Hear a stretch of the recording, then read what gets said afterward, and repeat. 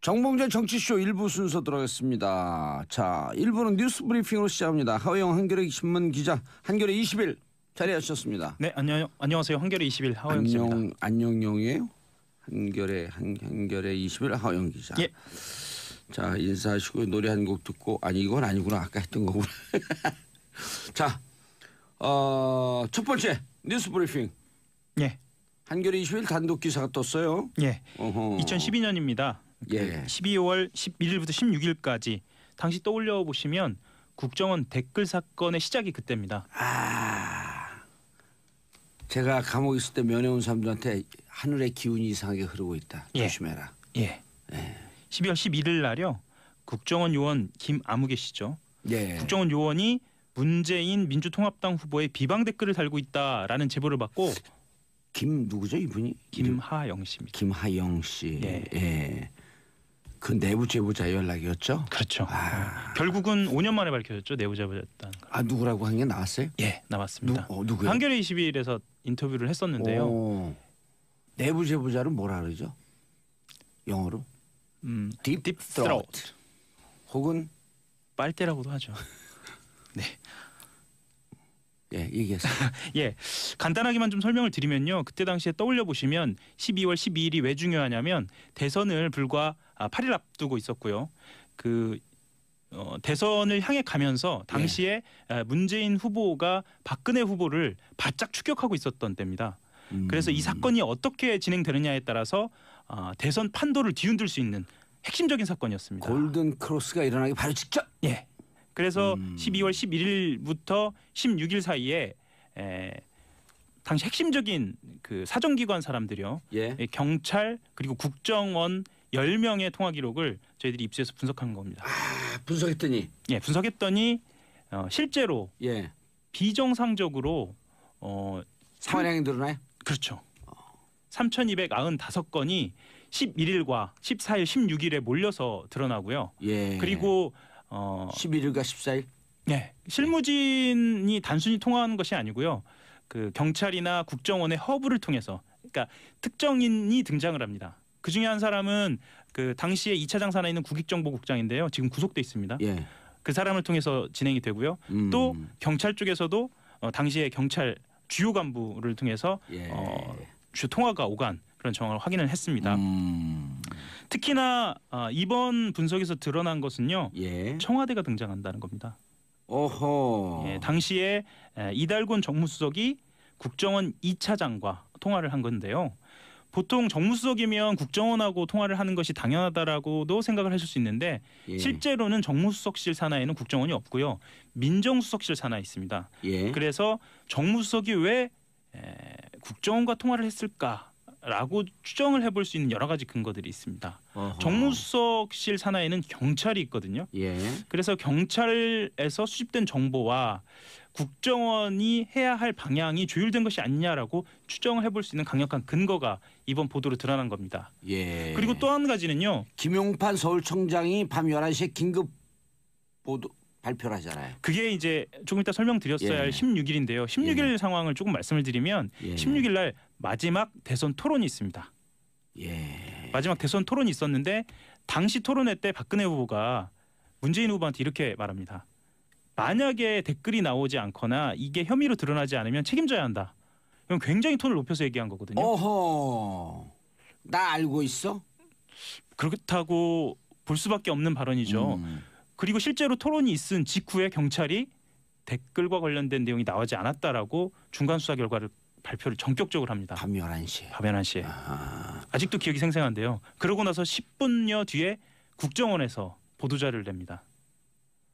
본인들이 말하자면 혐의가 없다라는 어떤 반박 보도자료를 낸 거죠. 그러면 지금 이 상황을 들여다보면 실제로 그러니까 박근혜 대통령이 있었던 한나라당 그리고 경찰, 그 국정원이 서로 짜지 않았으면 도저히 있기 어려운 그런 순서대로 지금 일이 진행된 거거든요. 그래서 컨트롤 타워가 당시에 있지 않았느냐라는 짐작만 했어요. 컨트롤 타워가 있지 않았었냐. 그런데 이번 전화 분석을 해보니까요. 당시에 정무수석이 있었고 또 하나는 비서실장이 이 통화한 내역이 나오는데 비서실장이 통화한 사람이요. 보통 비서실장이라고 하면은 당시 비서실장 누구였었어요? 하금열 비서실장입니다. 하금열. 예, 비서실장이 보통은 국정원장하고 통화를 하거든요. 예. 조금 더 감안을 하면 차장급하고 통화를 할 수도 있겠다 싶은데 당시 통화 내역에서는 국익정보국장, 국장급하고 통화를 한 것으로 봐서 뭔가 좀 다급한 것이 아니냐라고 보여지기도 하고요. 그런 굉장히 독특한 그런 전화 기록이 나온 겁니다. 그럼 이렇게 되면 당시에 이게 네. 이명박 대통령 마지막 시기 아니에요? 그렇죠. 임기 마지막에 하금열 비서실장을 소환할 필요가 있겠는데요? 사실요. 예. 지금 말씀드린 몇 명의 그 당사자들의 최대 관심사는 재수사가 가능하냐는 거거든요. 예, 재수사 가능하죠. 재수사 가능하죠. 예, 재수사 가능합니다. 어떤 법으로 재수사가 가능하냐면요. 국정원법 위반으로 공소시효 가능합니다. 10년. 예, 그렇죠. 만주 변호사. 그렇죠. 국정원법 제94조 정치관여 금지 네. 위반. 사실 그때 12월 11일부터 16일 사이가 왜 중요하냐면 지금 문제되고 있었던 국정원의 만행들 헌법 위반들이 그때 사건이 제대로만 밝혀졌어도 어쨌거나 지금 상황까지는 오지 않았지 않았겠느냐 충분히 추정할 수 있거든요. 운명이죠. 예, 운명이죠. 예. 자, 샵 1035 짧은 문자 50원, 긴 문자 100원. 윤다희님, 문자 알람 소리 들려서 제 휴대폰에 문자 온 줄로 착각했어요. 죄송합니다. 제가 무음으로 안 해놔서 제 문자가 온 거예요. 죄송합니다. 사과하겠습니다. 앞으로 이런 일 또 있어도 또 사과하겠습니다. 저도 깜짝 죄송합니다. 놀랐습니다. 저도 놀랐어요. 예, 없어야지 이런 일이. 올해는 이제 더 이상 없도록 하겠습니다. 내년엔 몰랑 아몰랑. 자, 두 번째. 자, 그럼 이분들이 지금 구속된 분들이 있기 때문에 네네. 불러서 불어라. 예. 이거 무슨 일이냐 이게. 예. 이 큰 사건이 터졌네. 이거 누가 특종한 거야? 하호영 기자가? 아니 뭐 같이 했죠. 예. 제가 팀장이니까요. 하호영 기자가 2013년 10월 18일인가요? 16일인가 그 언저리에 사이버 사령부를 세상에 등장시키더니 이제는 국정원 전화 소리. 이게 우리가 전화 얘기하니까 문자 온 게 띵 소리가 난가 보다. 제가 깜짝 놀랐습니다. 자, 두 번째 뉴스. 복권 뉴스를 갖고 왔다고요? 복권 뉴스 한번 얘기해 볼까요? 예, 청와대 안 할 것 같다고. 복근이 아니라 복권이죠. 복권. 예. 일반인 사면 복권은 준비하고 있고 법무부에서 명단 작성에 들어갔고. 그다음에 일반인 중에 방송인도 일반인이죠. 그렇죠. 예. 방송인도 일반인. 정봉주 씨는 방송인인가요, 정치인인가요? 방송인이죠. 그렇죠. 시리아 방송대국. 예. 국회의원 125명입니다. 그 어제죠.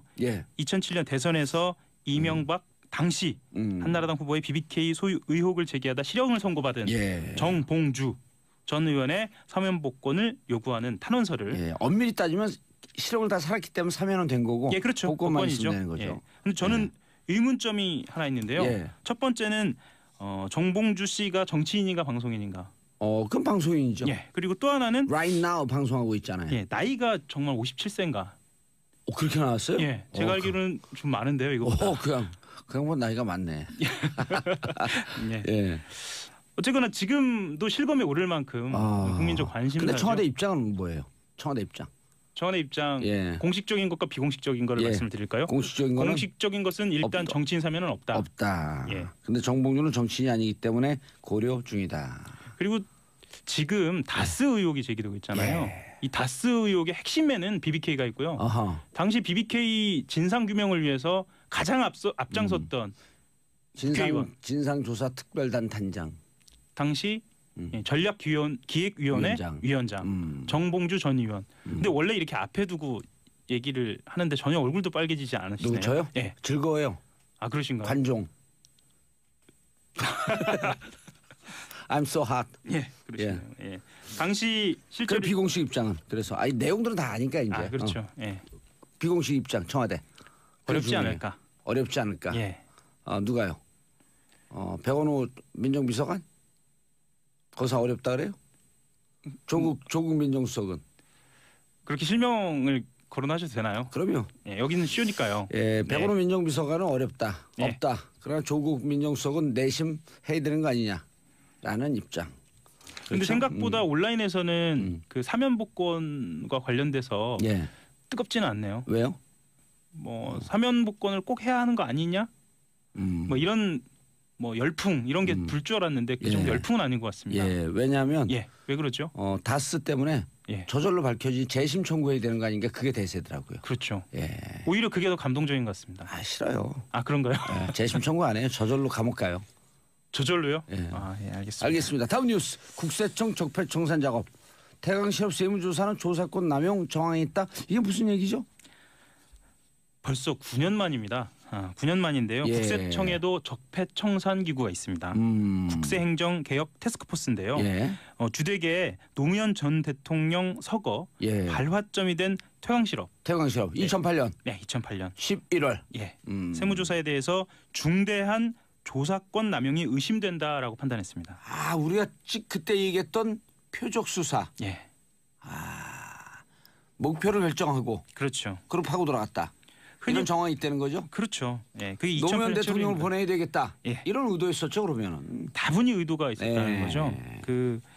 그때 이야기를 잠깐만 좀 더 드리면요. 2008년 7월입니다. 국세청이 태광실업 세무조사에 착수를 했는데요. 이때 교차 조사라는 걸 합니다. 어허. 이게 뭐냐면요.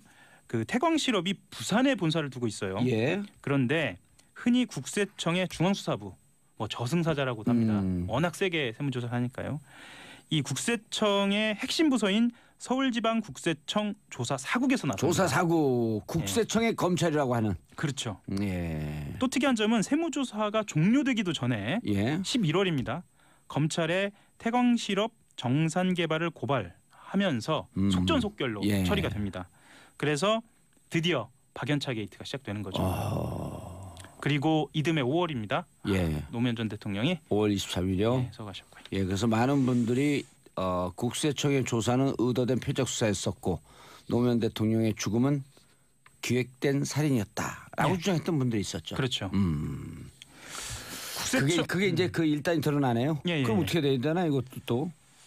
실제로 법 위반인 건 맞는데요. 예. 이게 형사처벌이 가능할지는 좀 더 두고 봐야 할 것 같습니다. 이 처벌 규정은 봐야 할 것 중심에는 같아요. 한상률 예. 국세청장 있고요. 네, 예, 그림 로비로 미국에도 잠깐 도망갔다 오신 분이죠. 그렇죠. 예, 그리고 안원구 전 대구지방국세청장도 있습니다. 예, 안원구 전 대구지방국세청장을 찍어내리고 감옥까지 보냈던. 예. 맞습니다. 그러나 이거 조사해야죠 이거. 예, 그리고 하나만 더 말씀을 드리면 예. 그 2011년 6월 박근혜 정부에서 촛불 집회를 주동해서 블랙리스트에 이름을 올렸던 예. 김제동 씨나 윤도현 씨의 소속사에 대해서 세무조사한 것도 이것 또한 남용이다라고 예. 판단했습니다. 김도현 씨, 그다음에 윤도현 씨, 윤도현 김제동 씨, 씨. 김제동 씨. 예. 기획사 다음이었었는데 거기가 그렇죠. 예. 김준용인가요?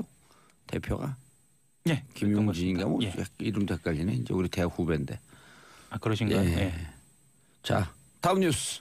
수능 예. 연기는 없다. 예, 재연기는 사실상 불가하다라고 이야기를 불가하죠, 했고요. 그러면. 예. 그래서 상황별 3단계 행동 요령을 이야기도 했습니다. 예. 그래서 절대로 개별 행동은 해서는 안 되고요. 시험 감독관 지시를 따르도록 했습니다. 예. 뭐 간단하게만 좀 설명을 드리면 가, 나, 다 단계로 나뉘어서요.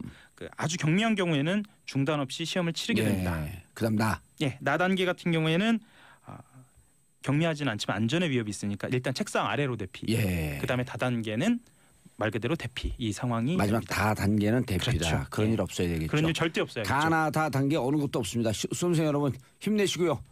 멘틀 붕괴 없이 시험 잘 보시기 바라겠습니다. 인사하시고요. 네, 한결의 하호영 기자였습니다. 예, 감사합니다. 방금 전에 핸드폰 소리한 거 다시 한번 사과드립니다. 죄송합니다. 이런 일 없도록 하겠습니다. 저는 광고 듣고 2부 언니네 뉴스로 돌아옵니다. 채널 고정하소서. 안녕하세요. 정봉주의 정치쇼 2부 순서 들어가겠습니다.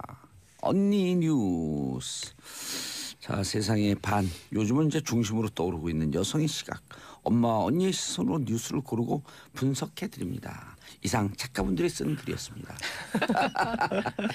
잘 쓰셨어요. 예, 잘 썼어요. 언니 뉴스 3번 나와주셨습니다. 최민희 의원님. 네, 안녕하세요. 예. 어떤 분이 그 얘기 해줬나요? 왜 전 의원이라고 안 그러냐고. 저한테 문자 와갖고 해병대 의원 안 들으셨나? 그렇죠. 한 번 의원은 영원한 의원. 근데 그래도 전 의원이라 그래야지 공식 팟캐스트도 아니고 공중파 방송에서 그러면 어떻게 해요? 그래서 내가 그래도 돼요. 그러고 차단으로 딱 차단해.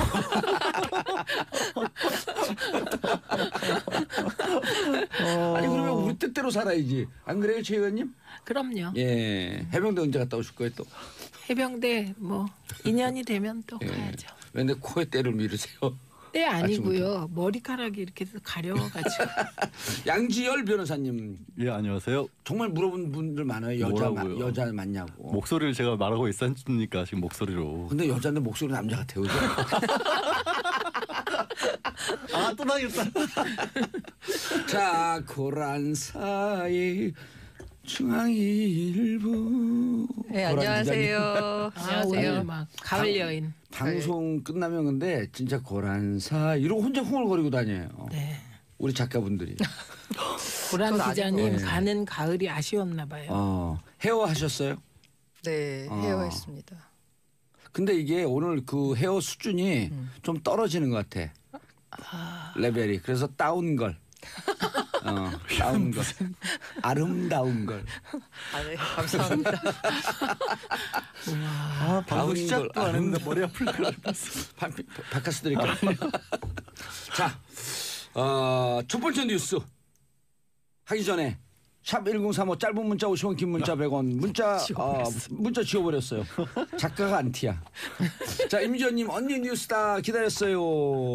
2325님 양지열 변호사님 이게 뭐야. 진짜 이마에 주름 하나. 예, 양지열 변호사님 어디 갔어 이거. 양재열 자꾸 변호사님 사라져요. 렉 걸렸대.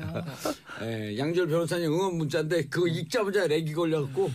근데 거기 안티가 이마가 있는 왜 주름 모양이에요. 없냐 그거. 그랬어요 금방? 네, 이마에 네. 주름이 왜 없냐. 그래서 저도 궁금해요. 왜 이마에 이마 주름이 있어갖고. 이마 주름 있어요. 이마를 저. 이렇게 늘리면 주름이 없잖아요. 늘림? 줄임? 네, 어머. 아니 메이크업을 잘해서 그래요. 아 그래요? 예. 아니 지금도 없어요. 지금도 메이크업 없어요? 했어요? 아니 네. 지금 아닌데요? 오. 지금도 없어요? 주름이 없어요. 오늘 첫 번째 뉴스가 이마에 주름에?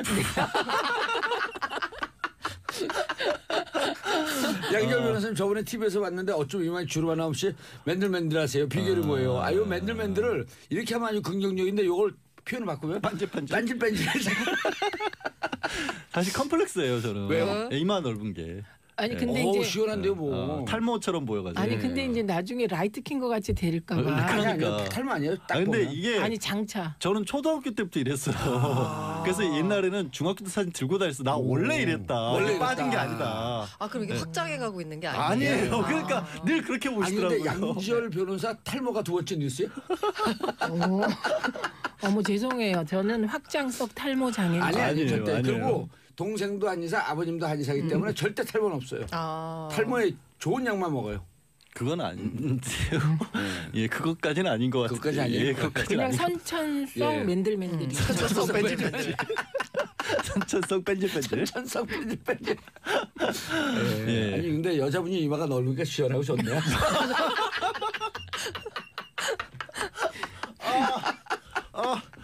자, 첫 번째 뉴스 여의도가 모래시계 찍는다고 나 떨고 있냐. 네 지금 예.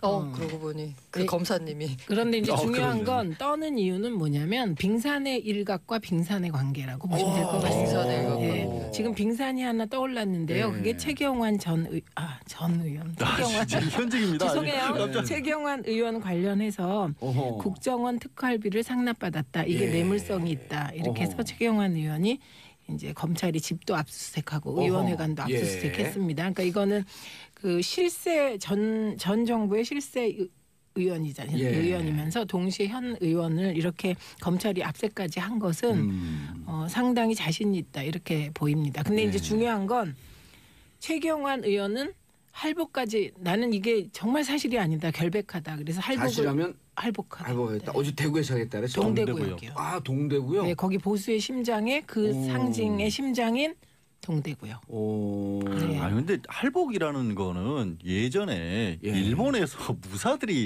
그러니까 사무라이들이 불명예를 뭐 좀 감수하고 아니, 그래서 본인의 문화가 친인의 문화라고 한 거 커밍아웃한 거 아니에요? 그러니까 왜 이런 표현을 쓰시 정치인이 예. 이런 아니 표현을 근데 쓰시는지 정치인이 모르겠어요. 그런 표현을 주로 씁니다. 그래요? 예, 그리고 이거 이미 쓰신 분이 많으세요. 대표적인 뭐, 분이 예. 박지원 의원님도 예, 그때 할복이라도 그러니까 하고 이런 싶은 거는 좀 안 심정이다. 쓰셨으면 좋겠어요. 그러니까요. 그 젊은 친구들 맞아요. 이렇게 기원이 어딘지를 잘 모르시는 분들은 이게 마치 우리 전통 문화인 것처럼 착각하실 수가 아니 있는데 그거 떠나서 이거는 무슨 할복이 전통문? 아니 그렇잖아요. 책임질 위치에 스트레스 한 방에 날리시네. 책임질 위치에 있는 분들이 할복한다 할복한다 그러면 예. 이게 아니 원래 그리고 우리 진짜 안 이거 좋은 거네. 국민을 대상으로 협박하는 거잖아요. 그렇죠. 그리고 근데- 실제로 뭐 한다 그랬다가 하는 분 한 번도 못 봤어요. 실제로요. 고랑미님 잘 말씀하셨는데요. 청취자분들이 참 특이한 분들이다. 그러게. 단어 하나 갖고 1시간 얘기할 수 있겠어요. 아니 근데요. 근데 이제 참복을 국민들 좋아해, 할복을 좋아해요. 참복이요. 그런데 고란 기자님은 걱정을 그렇게 아니하셔도 될 것 같은 게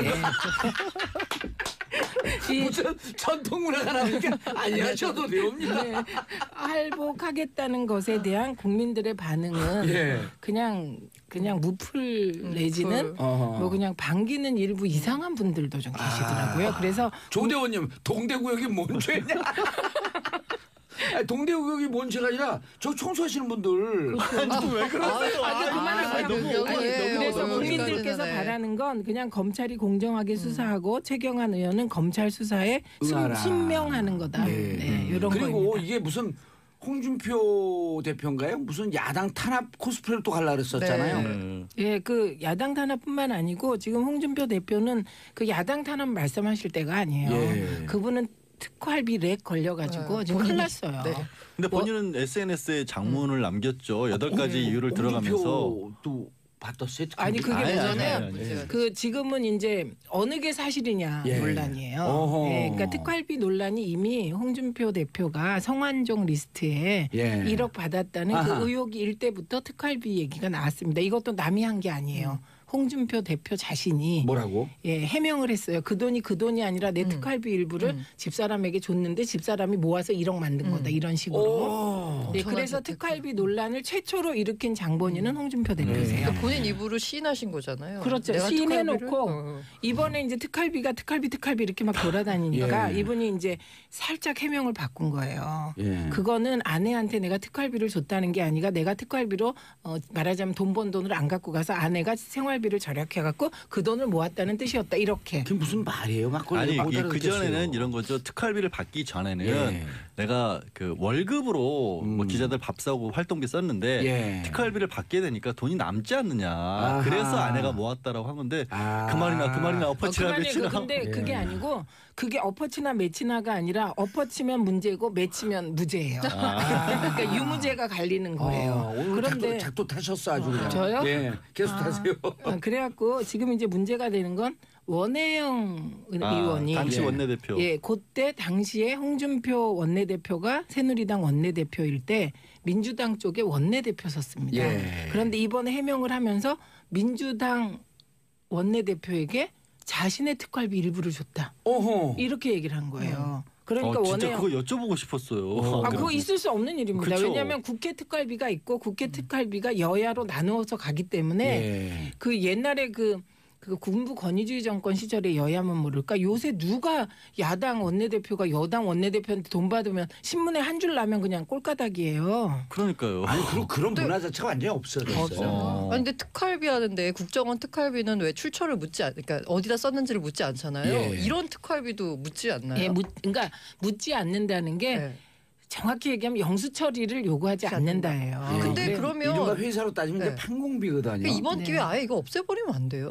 국정원의 아니 특활비야. 없앨 수는 없고 없어요? 용도를 네, 영수증 그렇죠. 붙이면 돼요. 그렇죠. 그리고 네. 이것도 어디에 썼다라고 하는 것을 비공개 내부 감사를 받으면 돼요. 그러니까 네. 사실은 그런 방법이 맞는 것 우리 같아요. 기업들 같은 경우도 요즘 기업이 쓸 수 있는 카드도 제한돼 있고요. 예. 심지어 특정 지역에서는 못 쓰도록 아예 죽어지지 않은 그럼요. 해버리거든요. 네. 근데 국회의원도 그렇고 어떤 뭐 회사는 다른- 10시 이후에 막아버린 데도 막아버리고 그런데 아예 지금 사실 공무원들이 쓰는 카드 같은 경우 그런 제한도 없어요. 그러니까 그거는 좀 해야 될 것 같아요. 예. 어느 네. 영역인 간에. 그래서 다시 홍준표 대표로 돌아오면 예. 원혜영 의원께서 납득할 만한 해명을 하지 않으면 법적 조치를 안 할 수가 없다. 우리 원혜영 의원님은요 진짜 결이 고운 분이거든요. 그런데 그 원혜영 의원님이 원혜영 의원께서 그렇게 밝혔어요? 네, 그렇게 밝혔어요. 납득할 만한 해명을 안 하면 할 수 없이 난 진짜 안 하고 싶지만 바로 안에 그 법적 조치를 할 수밖에 없다. 그래서 지금 홍준표 대표는 특활비 문제에 대해서 렉 걸려 계시고요. 그다음에 이제 자유한국당 진짜 웃긴 부분이 있어요. 국정원 특활비 청와대 상납이 문제되니까 검찰을 끌어들였는데 검찰이 법무부에 특활비 상납을 했으니까 똑같은 거 아니냐 이렇게. 그런데요 이게 사실 아닌 것입니다. 왜냐하면 검찰은 예산 편성권이 없어요. 그래서 법무부가 예산 편성을 할 때 검찰 특활비를 포함한 법무부 특활비 합쳐서 285억 원을 편성을 했고 검찰 특활비 179원을 1원도 쓰지 않고 검찰에 줬다. 그런데 이거를 거꾸로 뒤집어서 이렇게 지금 179억을 줬다. 네, 그대로 줬다. 그래서 나머지 105억 플러스 뭐 1억이죠. 이것은 그 법무부가 본래 쓰는 특활비다. 네. 그런데 요 대목에서 한 가지 좀 말되는 거를 자유한국당이 아니고요. 시민단체 참여연대에서 지적한 게 있습니다. 요 법무부 특활비 중에 22억 정도는 자신들이 요목을 보니 특활비로 편성할 이유가 없는 것인데 잘못 편성됐다. 그 정도 지적은 받아들이죠. 그러니까 예를 들어서 법무부 검찰국 같은 데는 특수활동비 같은 것들이 그러니까 회사로 치면 영업을 할 필요가 없는 부서인데 거기에도 20억 가량이 배정이 된 것은 뭔가 문제가 있다라는 지적을 했는데요. 자유한국당에서 계속해서 반박으로 나오는 게 지금 말씀하신 것처럼 검찰하고 법무부도 받지 않았느냐 아니면 지난 과거 정권에도 있지 않았느냐 뭐 김만복 원장도 뭐 조사해봐야 되는 거 아니냐 이게 딱 우리 뭐 교통 위반에 가서 걸리면 저만 교통신호 위반한 거 아니에요라는 식으로 하는 그런 얘기거든요. 근데 그건 진짜 억울하지 않아요? 나만 걸리면? 아니 진짜 근데 이게 법리 논리가 있어요. 교통 무단횡단인데 딱 잡으면 저 사람도 했잖아요. 그러면 경찰이나 이 그 법의 논리가 저 사람 한 거는 저 사람의 문제고 당신이 하지 않았습니까? 그러니까 그 사람만 딱 해당이 되는 거예요. 그렇죠. 불법의 평등을 주장해서는 안 된다라고 하거든요. 근데 이번 기회에 진짜 특활비 문제는 짚고 넘어가서 그 뭐 국민 입장에서 봤었을 때는 아니 근데 핵심은요. 제대로 쓰는지 지금 헷갈리시면 안 되는 지점이 뭐냐면 특활비가 있다는 거를 문제 삼는 게 아니고 그거 아니죠. 특활비 제도를 문제 삼는 게 아니고 지금 핵심 단어는 국정원이 청와대에 상납. 그렇죠. 상납. 그러니까 그 특활비가 쓰여져서는 안 될 항목으로 쓰여지면서 이것이 뇌물성으로 상납됐다는 거예요. 이게 핵심입니다. 그러니까 이게 검찰이 법무부에 뇌물성 상납을 했다. 이건 사실이 아닌 거죠. 그렇죠. 판명나고. 상납을 하기 위해서 이제 어제 이제 보도 나온 거 보면 어렸을 때 이렇게 이제 그물을 쳐놓으면 세금을 큰 새가 와서 딱 걸리거든요. 그러면 그 가만히 있어야 되는데 빠져나가려면 팍 밟아붙이면서 그물이 점점 몸을 옥죄갖고 나중에 그물 스스로 목을 조여서 죽여요.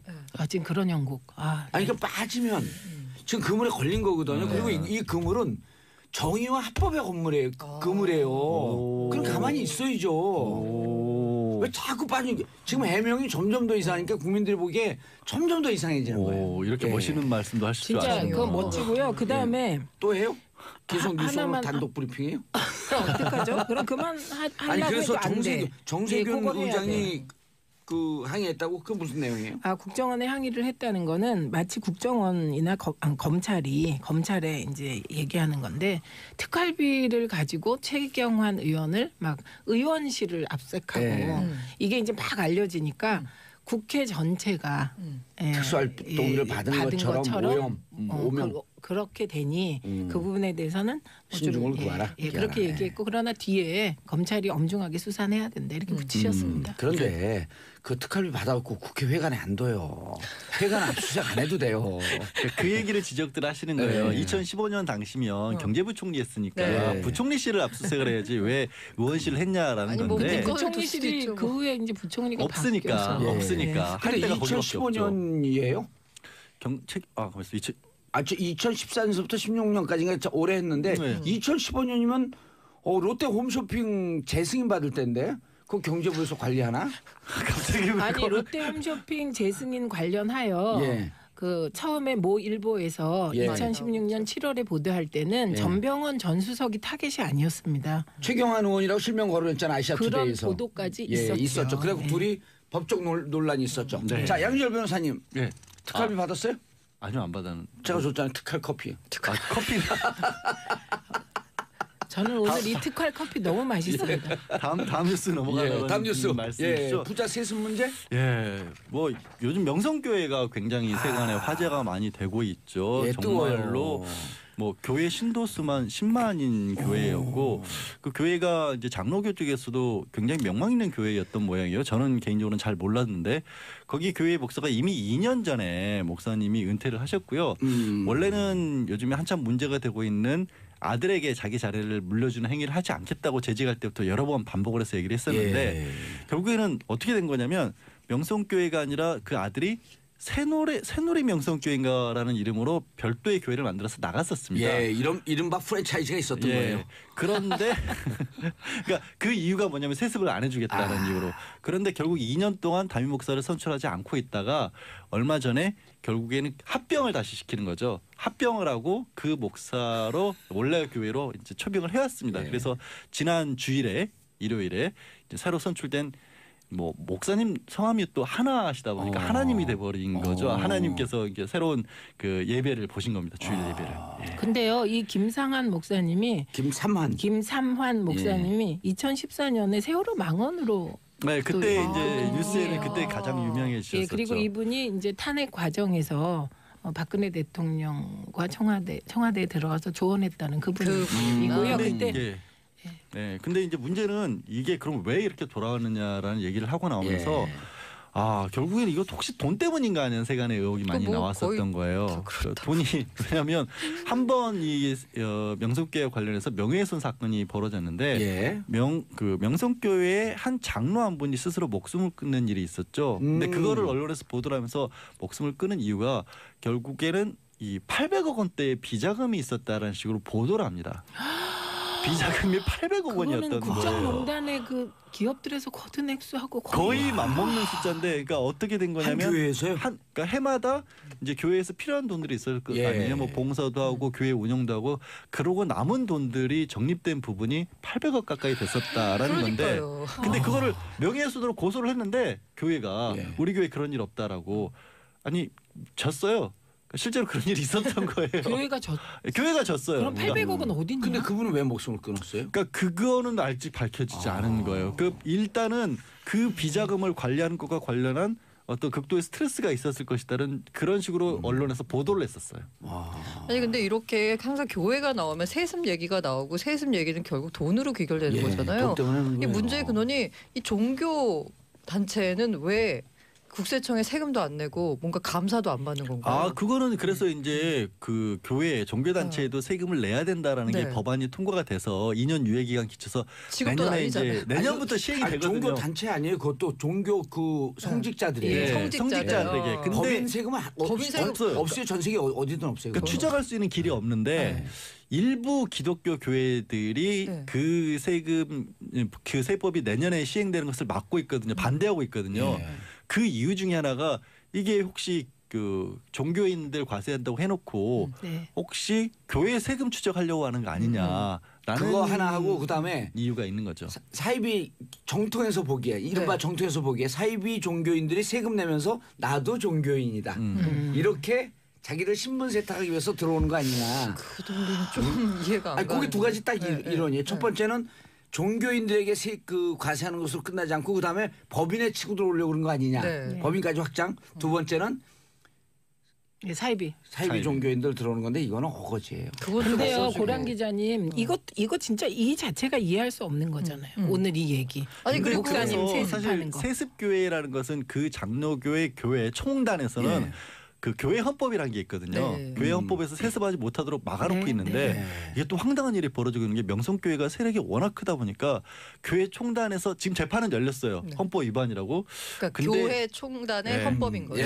근데 과연 교회 총단의 헌법대로 재판이 될지도 미지수인 게 말씀드린 것처럼 이건 역시 군법 이른바 교회 총단이 저거나 똑같은 거예요. 그 국제사법재판소 별로 힘이 없는 완전 지금 뭐 헬리팔스에 같은. 아니 왜냐하면 이 교회가 내는 돈으로 이 교회 총단 지부가 운영이 사실상 되고 있어서 이 교회가 빠져버리면 총단이 휘청거릴 정도예요. 아니 그러면 제가 만약에 교인이다. 그러면 제가 내는 뭐라 하죠? 11조라 그러나 네. 그 기부금이 어떻게 제대로 쓰였는지를 알 수 있는 방법은 몰라요. 없는 거예요. 예. 그냥 윤건 밝히는데 형식적으로는 이제 예장이나 기장이나 장로회에서 다 하게 돼 있는데 그런데 저 시간들 보세요. 시간들을 보세요.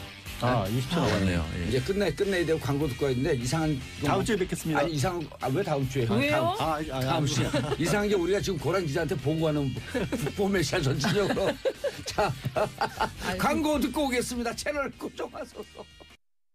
정봉재 정치쇼 3부 들어가겠습니다. 지금 여러분들께서는 언니 뉴스. 자, 최민희 의원님, 양지열 변호사님, 고란 중앙일보 기자님과 함께하고 있습니다. 우리는 지금 고란 중앙일보 기자님을 회장님으로 모시고 보고하고 있는 그 중입니다. 회장님, 고 회장님, 제가 이런 걸 봤어요. 신도시 만드는 과정에서 예. 교회 부지를 주잖아요. 그 계산할 때 어떻게 하는지 알아요? 몰라요. 교회의 가치를 신도수 신도수. 곱하기 얼마. 아니 근데 이 종교 부지는 그 불할 때도 싸게 하더라고요. 네. 그러니까 제가 굉장히 놀란 게 저는 종교가 없어서 제가 이런 생각을 하는지 모르겠지만 교회를 사고 판다는 거를 한 거의 기자가 되고 나서 알았어요. 정말 깜짝 놀라고. 학원도 학생 수 뭐 곱하기 머릿수 곱하기 3개월 수강료로 하거든요. 학원하고 어떻게 교회하고 같이. 아니 근데 그거를 같다 교회가 이거지. 똑같이 똑같이. 근데 똑같이 사고 팔아요. 그게 그렇게 돼서는 안 되는 게요. 교회를 이제 비법인 사단이라고 법적으로는 표현을 해요. 네. 그러니까 사단법인으로 등록만 안 돼 있지 사단이랑 똑같다. 근데 사단이라고 하는 게 뭐냐면 사람의 숫자 모인 사람들이 다 그 재산을 다 공유하는 거예요. 그러니까 교회도 원래대로라면 투표를 하거나 뭐 아니면 교회 신자가 드날 수도 있잖아요. 뭐 어떤 사람이 들어왔다가 나가고 그 변하는 사람들이 어쨌든 일정하게 있을 텐데 그 사람들이 교회 모든 걸 갖고 있도록 돼 있는데 네. 근데 실제 일어나는 현상은 그렇게 안 목사? 일어난다는 거죠. 이번에 그 명성교회도 새로 그 목사님을 초빙할지 이런 걸 투표를 할 때 같은데 보면 투표를 반공개 투표를 하다시피 했다는 문제를 지적하는 분들이 계세요. 그러니까 옆에 이렇게 써서 옆으로 넘기는 거죠. 그러면 거기서 다 내가 보는 거지. 반대한다라는 걸 누가 뚜렷이 할 수 있겠느냐. 이렇게 거기도 역시 비민주적으로 운영됐다는 점을 아까 지적하고 말씀하신 있어요. 그 교단 그 헌법 같은 그 법에 이렇게 선거 절차에 대한 이런 민주성 있죠, 보장이 있죠. 안 된 거예요? 있죠. 규칙으로 이제 세국이 아니 근데 근데요. 모든 이런 재단의 선거 이런 거는 네. 그 원래 그 규칙이 정당도 네. 공직선거법에 준한다 이렇게 그렇죠. 되어 있어요. 근데 그러면 비밀 투표해야 되는 거거든. 근데 저 궁금한 게 예. 그러면 이렇게 회장님께 이제 여쭤보세요. 회장님 세습을 했잖아요. 그래서 하나님께서 새 목사가 됐잖아요. 하나님이. 그럼 그 하나님은 세금 내야 되지 않아요? 치료받았으니까. 그러니까 종교인 과세를 내년부터 한다는 건데 지금 공교인이 지금 저항하고 있는 거죠. 아니죠. 조금 전에 제가 말씀드렸잖아요. 교회 재산은 법적으로는 아니고. 교회 신도들의 것이기 때문에 예. 이분이 받은 게 아니에요. 재산이 없어요. 이분은 교회는. 없으세요. 네, 그렇잖아요. 법적으로는 네.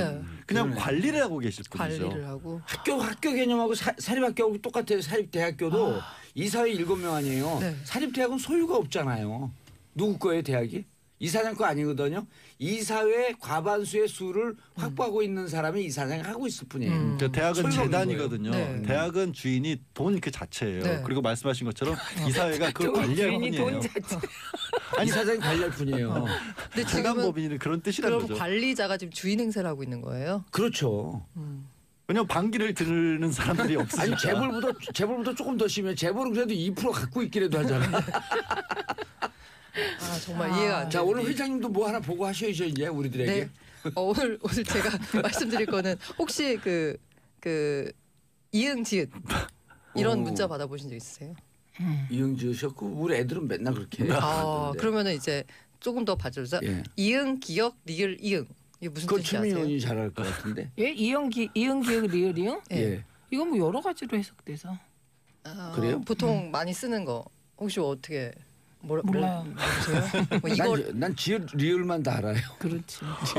지리을 지읒 리을은 뭐 너무 그러니까. 그 광범위하게 광범위하고. 통용되고요. 이제 쌍지읒 이런 거는 좋아. 이런 건 좋아. 이게 이제 이거 레알 이거의 이제 약자인데 레알. 이거 이거 진짜야? 이거 진짜. 실화야? 아니 그리고 이건 이것도 이응 기역 시읒 티읒. 이거 완전 심화 과정. 예. 심화 과정. 리을 이응 피읍 티귿 비읍 비읍 티귿 쌍비읍 비읍 키읔 티읕. 아니 회장님 이거 라디오 회장님 들으시는 그냥 분들은 못 해주세요, 들어요. 빨리. 예. 이거는 레알 팩트 반박 불가 빼박 캔트. 그래서 진짜다. 천천히. 자, 슬로우. 이 배속. 다시 레알 팩트. 레알 팩트. 반박 리얼 불가. 팩트. 반박 불가. 빼박 켄트. 빼박 켄트는 뭐예요? 켄트는 빼도 뭐야? 박지 못한다고. 캔낫. 켄트가 캔낫해서. 야, 이건 그냥 막 그 한글과 영어와 모든 게. 야. 이게 바로 급식체라는 거죠. 그런데 이 급식체 제가 이 자리에서 어마어마한 역사적 진실 폭로. 이건 심하다. 일단 지금 현재 알려진 거로는 2015년 무렵부터 메신저 그러니까 소통을 하면 그게- 나온 추각형 언어다. 아, 인터넷 그러니까. 방송 BJ가 사용하는 그거는 말투다. 그러니까 인터넷 방송 라는 겁니다. BJ 훨씬 이전에 군부 권위주의 독재 시대에 엄혹한 총칼이 우리를 압박할 때 그 때. 때 이렇게 말한 사람이 있습니다. 주링 봉숑 왔어? 히링 민숑 왔어? 도대체 무슨 말씀이세요? 그게? 히링 봉숑 아니 주링 히링 봉숑. 몽숑 거기요. 왔어도 안 했어. 히링 몽숑 오링쇼숑. 이것을 1985년부터 개발에 쓰시다가 일대 혼란을 일으키신 분이 계십니다. 그분이 바로 여러분 앞에 계신 사링 도링 민식 차림 도링 봉숑. 사링 도링 봉숑 봉도사입니다. 그래갖고요 갑자기 어느 날 근데 사링도링 봉숑은 무슨 뜻이에요? 봉도사 그냥 봉도사를 표현하는 거. 이게 뭐냐면 그럼 그 이런 당시에 식이구나. 요새 뒷자를- 애들이 예. 에바세바 쌈마디바 그죠. 납치넘치 꼭지같이 삼치 뭐 이렇게. 맞습니다. 그거를 이미 85년에 했는데요. 이분이 그걸 한 이유는 좀 슬픈 거죠. 왜냐하면 안기부가 계속 이제 그 말지 기자들을 추적한다는 거예요. 그러니까 그 추적을 걔들 피하기 못 위해서. 알아듣기 위해서 못 우리끼리 알아듣게 하는 말 하다가 결국 우리끼리 못 알아들었어요. 여기서 만들었는데 원칙에 혼란이 와갖고 우리끼리도 못 알아들어. 여기서 되게 유사점을 발견하게 되는데 예. 이것도 소위 급식체라 그래서 10대 청소년들이 많이 쓰는 언어거든요. 예. 이게 자기들만의 그렇죠. 언어예요. 또래 문화. 또래 다른 사람이 문화거든요. 못 알아듣게 다른 사람 하기 못 위해서. 알아듣게. 여기도 마찬가지 다른 사람이 못 알아듣게. 그럼요. 여기서 차이라면 근데 여기서 나중에 중요한 건 뭔지 알아요? 자기들도 못 알아듣는. 우리는 우리끼리 소통이 안 되는데 안집 애들은 다 알아들었다는 거야. 엄청난 차이네요. 그래갖고 제가요 갑자기 우리 마포 사무실에서 나가는데 우리는 이런 언어로 소통했기 때문에 아무도 모를 거라고 생각하고 말지를 운반하러 갔는데 제가 마포에 나가자마자 마포서 앞에서 기다리고 10여 있었어요. 명의 안기부 직원들이 저를 기다리다 덮쳤잖아요. 그럼 이제 진짜 11 그렇게 그러면 11일 구류 살아요 이제. 예, 또 그런데 그러면. 그때 전 안 잡혀가고 그 큰 도로 가운데로 가갖고 민주시민 여러분 저를 구해주십시오. 그랬더니 진짜 막 그 택시들이 빵빵거리고 막 난리가 났어요. 사람들이 내려서 그땐 제가 좀 얼굴도 대고 날씬하고 그래갖고 위기에서 이제 탈출은 했는데 되게 웃기지 않아요? 예. 우리끼리는 몰라. 우리끼리 모르는데 그 사람들 다 알아. 우리가 책 어디다 갖다 뿌리는지. 이게 엄청난 차이네요. 그래서 이거 처음 들어보신 분들은 잘 이해가 안 될 텐데 예. 예를 들면 이게 이순신 장군의 상소 신에게는 12척의 배가 있습니다. 네. 이걸 급식체로 표현하면 신에게는 12척의 배가 남아있는 부분 이거 레알 반박 불가 뭉치면 살고 흩어지면 삼각사각 죽는 가게입니다. 이렇게 야. 앞에 근데 잠깐 무슨 말인지 알 것 네. 같다가 나중에는 뭐 아니 이상- 근데 이렇게 쓰는 건 다른 사람들이 못 알아듣게 하는 거 말고도 무슨 그냥- 문화적 백그라운드가 있지 않나요? 이게 이거는 사실 이거 누가 분석해 준 게 없는데 사실 이거 쓰는 사람은 10대인데 이걸 분석하는 건 어른들이에요. 예. 그렇기 때문에 한계가 있을 수밖에 없는데 아니 급식체 학원 만들면 이거 뜰 것 같은데. 아니 급식 사전도 있어요. 급식 사전이었어요. 오. 누가 등록할지도 의문이지만 아, 아무튼 우리 쇼핑몰에서 팔아야겠네 급식 사전. 제가 아까 말씀드렸다시피 이게 아까 얘기하기 이제 그 초성만 쓰는 거 예. 이거는 좀 그 인터넷 쓰기 때문에 빨리 해야 된다 이렇기 때문에 이거 한 것 같고 그런데 이게 빨리 해야 된다라는 그 효율성과는 어긋나는 게 뭐냐면 이게 마치 랩에 라임을 맞추는 듯한 말을 하거든요. 예를 들면 갈치란 말을 하고 싶으면 앞에 에바세바 쌈바디바 납치납치 꽁치간치 갈치 뭐 이런 식으로 해가지고 그 라임을 맞추는 거거든요. 되게 잘하신다 근데. 근데 진짜 우리 자리. 잘한다. 역시 혀가 아직 덜 어, 굳어. 그러니까. 근데 우리 옛날에 배, 수암, 뭐 둥글둥글 굴렁새, 어저 야채, 후에 야채 그런 게 있었어. 이건 또 누가 했냐? 배삼룡. 아니 연식이 어떻게 돼? 배삼룡 누구? 우리 할아버지 개그맨을 얘기해요. 우리 그때도 그러니까 이 발랄한 두뇌는 그때부터 있었다. 네, 우리 근데 79년, 이제- 80년생 이런 거 잘 못 알아도 배삼룡이 누구예요? 아까 말씀드렸다시피 이걸 쓰는 사람은 10대 청소년 이걸 예. 분석하는 사람들은 어른들이거든요. 어른들. 그 어른들이 분석하면서 이건 한글 파괴다. 근데 그거는 아니에요. 그래. 왜냐면 지금 말씀하신 게 이제 결정적이 예전에 봉도사님이나 최 의원님과 차이가 나는 게 요즘은 다 스마트폰들을 쓰다 보니까 그거를 키보드 누르는 것 때문에 또 거기서 나온 것들도 있어요. 빨리 나오고 또 그걸 누르다 보면 말들이 되게 재밌는 말들이 거기서 나오잖아요. 아니 근데요 이렇게 하다가 부모 그러니까 저희 집만 해도 처음에 우리 딸이 이런 말 막 쓰다 보니 존댓말을 안 쓰게 되잖아요. 개웃겨 막 이러니까. 그런데 그러다 보니 나중에 우리 서로 얘기를 그냥 그렇게 하고 있는 거예요. 그래서 내 걔는 좀 그러니까 핵웃김 뭐 이렇게 개웃김. 이게 굉장히 좋은 태도신데요. 여기서 이제 같이 이렇게 대화를 하면 괜찮은데 이렇게 되면서 아예 어른들은 소통하려는 노력조차 안 하고 그냥 닫아버리는 거예요. 왜 그런 말투를 쓰니?라고 하면서. 근데 그게 잘못된 게 25세기 전에 맹자 공자님도 요즘 애들 문제 있다고 다 그랬어요. 피라미드에도 나와요. 상형 문자로. 소크라테스 시절에 우리 요즘 애들 문제 있다고. 갑자기 이거 TV에 나오면 둘이 사카 쓰고 그다음에 이집트 표현을 요즘 것들 문제 있어. 그러면 그거는 그래서 젊은 세대의 그 시대의 문화적 배경이 있었기 때문에 나온 거거든요. 그렇죠. 그걸 인정하면 되는 거예요. 이 친구들도 한 30년 지나면 요즘 애들 많이 근데 사게 한다고 그럴 한번 거예요. 보세요. 이쁘다 이 말하고 야 개 이쁘다, 핵 이쁘다, 레알 이쁘다. 아니 확 와닿는데. 아니 그거 근데 너무 평소에 잘 쓰는 것 같아요. 그러니까 너무 많이 쓰니까. 아니 보세요. 너무 재밌다는 게 꿀잼인데 거기다가 핵꿀잼 최고. 네. 그다음 그래서 최고. 정봉주의 뉴스쇼 핵꿀잼. 근데 다만 제가 대단하다.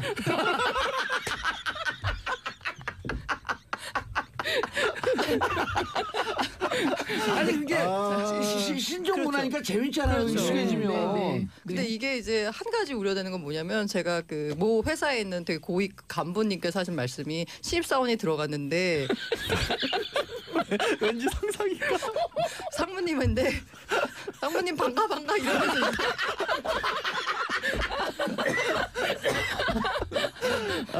아니 진짜 핵웃김. 그래서 어떻게 받아들여야 되나 굉장히 당황하셨다고 그러시더라고요. 그러니까 지난주에 근데 제가 제 사촌 동생이 호주 살고 있거든요. 왔었어요. 근데 이 친구는 1년에 한 번 정도로 되게 자주 왔다 갔다 해요. 근데 어린데 올 때마다 너무 재밌대요. 자기는 한국말을 되게 잘하는데 이세인데도 올 때마다 이런 걸 하나씩 배워가서 호주에 있는 교포 친구들한테 펴드리는 게 너무 재밌대요. 그럼 우리 급식체에 3개와? 야, 그럼요.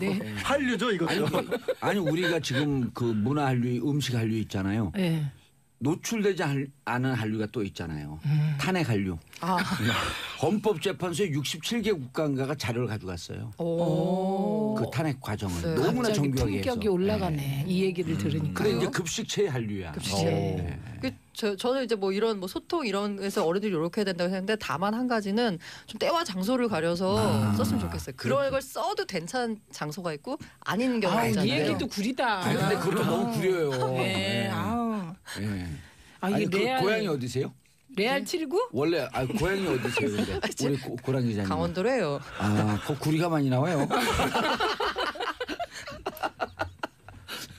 아니 왜냐하면 써야 될 때 안 써야 될 때 하는 것보다도 아이들의 상상력이나 이런 걸 자유롭게 그냥 해주면 시대 지나면 또 안 쓰거든요. 그 시대 때 그 특권인데 좀 놔둬야지. 저는 이거 보면서 우리 한글이 가진 우수성이 여기서도 나온다. 한글이니까 이런 것들을 쓸 수 있는 거예요. 중국 친구들은 하고 싶어도 한자로 이거 장난 못 쳐요. 기억력 이런 거 가지고 못 해요. 한글 재밌잖아요. 어머 갑자기 양언니 멋짐. 아니 그러니까 이게요. 개멋짐.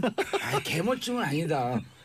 요즘은 내가 어느 인정? 어느 분한테 쉽게 얘기해서 진짜 뭐 이게 이제 표준말이니까 개 피 봤어 이런 표현 있잖아요. 그러니까 그분이 그 반려견을 키워요. 그러면서 왜 나쁜데 개를 붙이냐. 그럼 어떻게 해요? 그러니까 나쁜데 쥐를 붙여야 된다. 쥐 피 봤어. PD 식은땀 난다. 이거 그 방송 언어 심의 뭐 이런 거 걸리는 거 분야도 바뀌면 개란 뜻도 바뀔 것 같아요. 스웨덴 같은 데서는요. 개 같은이라는 표현이 너무 착하고 순진하다는 뜻이에요. 그쪽에서는. 그래요. 스웨덴으로 개 같은은 뭐라 그래요? 모르죠. 그런 것까지 물어보면서 너무 막 의문의 일패를. 그러니까 왜 잘 나가고 있었는데. 너무 심한 의문에.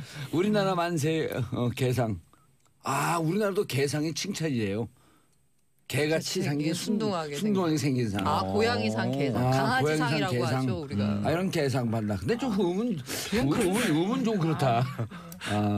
자, 4834님 아재들이 요새 말하니까 뭔가 어색하면서 재밌네요. 김호령님 40대 아줌마입니다. 저는 중1 딸 덕분에 전부 알아듣고 쓰고 있습니다. 근데 카페 가면요. 네. 30대 후반 40대 초반의 아줌마들이 모였고 이렇게 얘기하는 거 봤어. 근데 재밌었고 내가 녹음을 하려고 봤더니 제 핸드폰이 아이폰이야. 아이폰 녹음이 안 돼. 그래서 앱을 다운받았어요. 그것 때문에. 아니 그냥 녹음은 돼요. 돼요? 통화 녹음만 안 되지. 그냥 녹음도 안 되는데. 그냥 앱이 녹음 있어야 되는데. 어플리케이션이 있어요. 있어요. 예, 디폴트로 있습니다. 제가 이따 찾아드릴게요. 알겠습니다. 최민희 의원님 다음 골라온 뉴스? 우리 원전 문제. 지금까지 급식체의 한류를 꿈꾸면서 이렇게 하다가 이제 좀 심각한 원전 문제 다시. 핵 심각합니다. 이게 이제 포항 지진이 났잖아요. 그런데 이제 포항하고 경주에서 지진이 나다 보니 그쪽이 원전 밀집 지역이잖아요. 양산당 층지대. 다들 아시겠지만 우리나라의 원전의 문제점은 좁은 지역에 밀집되어 있다는 겁니다. 밀집되어 있고 전 세계에서 원전 지역의 인구 밀도가 가장 높습니다. 나라. 그래서 걱정이 되는데 포항 지진이 나고 또 지금 그 집안에 약간 문제가 생겼다 이런 얘기가 나오니까 불안하잖아요. 그런데 요 상황을 놓고 지금 두 개의 상반된 시각이 나온 겁니다. 근데 이게 정치적으로도 꼭 그 보수, 진보 혹은 자유한국당, 민주당 뭐 이런 식으로 입장이 갈려요. 근데 정치적으로 갈릴 이유가 이걸 좀 이해가 안 가죠. 그런데 이제 예를 들면 조선일보 같은 경우가 원전 안전성에 대해서 요즘 뭐 연일 보도를 하고 있는데요. 안전하다. 네, 안전하다. 그래서 이 말대로 안전하면 진짜 좋을 것 같긴 해요. 그런데 그 주장을 보면 이제 우리가 원전의 내진 설계를 걱정하잖아요. 그렇죠. 네, 그래서 대부분의 원전이 내진 설계가 6.5인데 지금 이번에 5.5, 뭐 지난 경주는 5.8이니까 이상하게 불안하잖아요. 그런데 그에 관해서 나름대로 정보도 줍니다. 내진 설계가 6.5였는데 우리 원전 중에 21기는 내진 보강을 해서 지금 내진 그 기준이 7.0이 됐다. 그러니까 이건 좋은 소식이죠. 그런데 이제 주장이 더 나아가서 우리가 원전 내진 설계 기준 7.0 그러면 이게 원전 그러니까 예를 들면 지진이 6.5 오면 0.5밖에 차이 안 난다 이렇게 걱정을 하는데 그 원전 내진 설계 기준 7.0은 이거의 몇십 배에 해당하는 강도를 갖고 있다. 그러니까 걱정을 안 해도 된다. 이런 논리들을 내세우고 있어서 오히려 어떤 전문가는 지진 땐 원전으로 피난 가는 게 가장 안전하다. 그 멘트를 보고 저는 그럼 본인이 직접 가시지라는 그런 주장이 나왔습니다. 또 이에 대한 반론도 나왔습니다. 이게 이제 월성 원전을 설계한 분인데요. 좀 문제가 생기는 거예요. 그렇죠. 네가 가라 원전. 네가 가라 하와이에서. 근데 이제 이 원전이 그렇게 안전하지 않다. 그리고 일부 안전도가 보강됐다고 하더라도 늘 원전은 안전하다고 말하면 안 된다. 안전하지 않다고 생각하고 이제 대책을 마련해야 한다. 0.1%의 가능성, 위험성을 늘 염두에 둬야 되잖아요. 그 0.1이 100이 되는 건데 사고가 나면. 그래서 원전이 이제 장차 축소되어야 하고 안전 기준이 더 강화돼야 한다는 쪽은 이런 겁니다. 원전 자체를 아무리 안전하게 해봐야 지진이 일어나면 집안이 붕괴되거나 기타 SOC 시설들의 문제가 생기고 송전탑에 문제가 생기면 전기 송출이 끊기면 원전이 위험하기 때문에 그 좁은 그 밀집된 지역에 인구 밀도가 높은 지역에 원전이 밀집된 우리나라는 원전 안전에 대해서는 정말 초긴장하고 대응해야 된다는 건데 후쿠시마의 예를 보시면 후쿠시마가 멜트다운까지 갔잖아요. 그 멜트다운 가게 되는 과정이 지진의 직접적인 지진으로 흔들려서 그런 게 아니고 지진으로 송전탑이 무너져서 후쿠시마 원전으로 가는 전기가 끊겨요. 그럼 이제 비상 전기망이 있었을 거 아니에요. 그거는 작동을 왜 못했냐? 물에 가라앉아서 못했어요. 그래서 멜트다운 된 거거든요. 그러니까 이제 그 원전 자체의 안전도를 계속 높인다, 안전하다. 이 주장이 사실이면 좋겠는데 그 부분도 더 여러 가지 종속 변수가 너무 많기 때문에. 그리고 특히 이제 가장 문제가 되는 건 집안에 지진이 주는 영향으로 인한 문제는 파악조차 하기 지금 어렵다는 거거든요. 안 되는 거죠. 그렇죠. 그래서 지금 제가 이제 후쿠시마 원전이 그나마 멜트다운 상태에서 폭발하지 않은 것은 요시다 현장 소장이 해수를 주입하자고 주장을 해서 근데 이 해수 주입 주장을 도쿄 전력에서는 끝까지 막아요. 안 했었죠. 왜냐하면 기계 못 쓰게 되니까. 그런데 요시다라는 사람이 책임지고 해수 주입을 해버려요. 소금물이 들어가면 기계가 다 고장이 나니까. 그런데 고장 나도 폭발은 안 하니까. 판도라에서 나온 장면이죠. 그렇죠. 그래서 그 요시다라는 사람은 그 일을 직접 자기가 하고 암으로 죽었습니다. 다음에. 그래서 이 후쿠시마 원전의 예를 가지고 그거는 뭐 예를 들면 후쿠시마 원전은 뭐 내진 기준이 몇이었고 우리는 몇이어서 안전하다 이런 얘기를 할 때가 아니라는 거죠. 아니 그리고 후쿠시마 원전은 왜 세계에다 충격을 줬냐면 100만 년 동안 사고가 안 날 것이다라고 가장 안전한 원전이라 그랬거든. 그러니까 거기서 예측 집안이나 무슨 충격 이런 거로 예측되지 않았던 다른 사고가 난 거 아니에요. 그 지금 포항 같은 경우에도 네. 땅밀림이라고 하죠. 네, 그러니까 집안이 가라앉는 현상이 심한 경우에는 6.3cm까지 나왔고요. 근데 이미 후쿠시마 때문에 5cm가 오른쪽으로 움직였다는 거 아니야? 그러니까 오른쪽으로 판 자체가? 수평을 이동하는 건 괜찮은데 수직으로도 가라앉는다는 거예요. 포항의 지금 항만 같은 경우는 예. 10cm까지 그게 드러난 경우도 있었기 때문에 아, 그게 육안으로 티가 나나 보죠? 그러면 그러니까 원전이 정말 단단해요. 정말 뭐 무슨 짓을 해도 핵폭탄을 밖에서 터뜨려도 안 돼도 그냥 이거 자체가 땅이 꺼져버리면 방법이 없잖아요. 그럼 뭐 바다 이렇게 떠다니나 그건 아니죠. 그러니까 이제 이런 문제가 있는 거예요. 전문가라는 걸 한번 생각해 예. 보시면 예를 들면 봉도사가 급식체 전문가면 급식체를 깊게 들어가는 거잖아요. 그러니까 이제 내가 원전의 전문가다 이런 분들은 원전 자체의 안전성을 깊게 들어가서 예, 이 안전하다고 얘기를 하는데 예를 들면 이제 후쿠시마에서 쓰나미가 오니까 쓰나미 방비책이 없었다. 그래서 우리는 혹시 올 쓰나미를 대비해서 쓰나미 방비책도 굉장히 튼튼하게 만들었다는 거예요. 그런데 그 강론에 빠진다는 거죠. 맞아요. 그렇죠. 아니 그 그리고 디테일에 그 빠져갖고 전체를 못 보는 네. 다른 주변 상황. 후쿠시마 때도 방파벽이 있었는데 그걸 넘어서 들어왔다는 그렇죠. 거잖아요. 그렇죠. 근데 그러니까. 지금 전문가분들 말씀하는 거 보면 우리는 그거에 대비해서 방파벽을 더 높이 쌓았다라고 하는데 그보다 더 높은 더 파도 오면 또 어떻게 어떡하냐고. 되는 건지. 네, 자, 그래서 지나치게 원전 때문에 불안감을 주는 것도 아니 되겠지만 예. 안전하다고 너무 과신해도 안 된다. 네. 자 마지막으로 간단한 안타까운 소식이요. 예, 이게 그 고3 그 특성화고 학생들 보면 현장 실습이라고 실습 그래서 나가잖아요. 기업체 가서 일을 하거든요. 예. 그런데 그 기업체 가서 일을 하면서 사고가 굉장히 지금 많이 나고 있어요. 최근에는 이제 그 고3 학생이던 이제 민호 군이 이제 지난 7월부터 동료 5명과 제주 시내에 있는 한 음료 제조회사 현장 실습을 나갔다가 9일날 오후 1시 50분쯤에 이 제품 적재기 벨트에 목이 꼈어요. 그래서 그 같이 실습을 받던 학생들이 달려와서 발견을 했지만 이미 의식을 잃은 뒤였고 병원에서 열흘 동안 고통을 겪다가 19일 날 끝내 사망했거든요.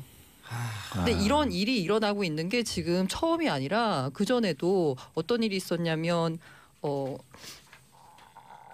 진짜. 네. 어떤 일이 있었냐면 지난 1월에 한 통신사 고객센터에서 현장 실습을 하던 특성화고 학생이 나 콜수 못 채웠어라는 말을 남기고 자살했어요. 맞아요. 무슨 내용이에요? 그 코스 못 채운 건? 그 이제 뭐 서비스 콜을 받아야 되는데 그 실적을 못 채웠다는 거죠. 실적 못 압박에 채웠다고. 시달리고 이제 자살한 거고 2011년에는 기아차 현장 실습생이 주 70시간 이상의 장시간 노동을 못 견디다 뇌출혈로 쓰러졌고 2014년에는 야간 교대 노동을 하던 현장 실습생이 공장 지붕이 내려앉아 세상을 떠났거든요. 근로 기준에 대한 관리 감독이 안 된다 이런 문제인가요? 이게 애초에 문제가 이 현장 실습이 과연 교육이냐 노동이냐 이거에서 지금 노동으로 분류돼 관리되고 있거든요. 근데 이게 지금 교육으로 분리돼 관리돼야 한다는 거죠. 알겠습니다. 이게 그 피지도 못한 꽃들이 이렇게 질 때 그 진짜 어른들이 반성해야 돼요. 네. 민호군 부모님이 우리 아이로 끝났으면 좋겠다는 말씀하셨어요. 알겠습니다. 마지막 안타까운 소식 전해서 죄송합니다만 세 분 인사하시고요. 고맙습니다. 네, 감사합니다. 저는 광고 듣고 4부 미신타파로 돌아오겠습니다. 채널 고정하소서. 정봉주의 정치쇼 4부 순서 들어가겠습니다. 자, 이름하여 여의도 미신타파. 자, 정치쇼 뉴스의 이면을 속속들이 파헤치는 시간이죠. 심리분석의 달인 정신과 전문의 최명기 원장님. 네, 반갑습니다. 예, 이태강 교수님하고 최명기 원장님 없을 때 우리가 그랬잖아요. 네. 최명기 원장님의 정신이 좀 이상한 거 아닌가? 저는 항상 그렇게 느끼고 있습니다. 본인을 분석하다 보니까 원장이 된 거 아닐까요? 자, 경희대 모든 문제 전문가, 뭐든지 비평, 모두가게 비평. 이태강 교수님. 네, 반갑습니다. 예, 누가 더 모두가게에 능해요? 진중권 교수하고 두 분이 동기인가요? 사실 진중권 아니죠. 진중권 교수 나이 많죠. 저보다는 훨씬 많죠. 그래요? 네, 오. 제가 어립니다, 사실은. 그래서 원래 이제 그 청출어람이라고 예. 제가 더 모두가게 아닐까요? 그 무슨 이상한 원래 그 어르신이 이렇게 나이 어린 분들 깔 수는 없죠. 다른 사람이 깔때기 들어오니까 내가 당혹스럽네. 알겠습니다. 자, 오늘 이태강 교수님 뭘 주제를 가져오셨죠? 오늘은 그 얼마 전에 포항에서도 예. 지진이 있었고요. 사실 한국도 이제 이런 그 재난 문제에서 자유로운 나라가 아니라는 어떤 관점에서 재난 관리의 문제를 한번 가져와 봤고요.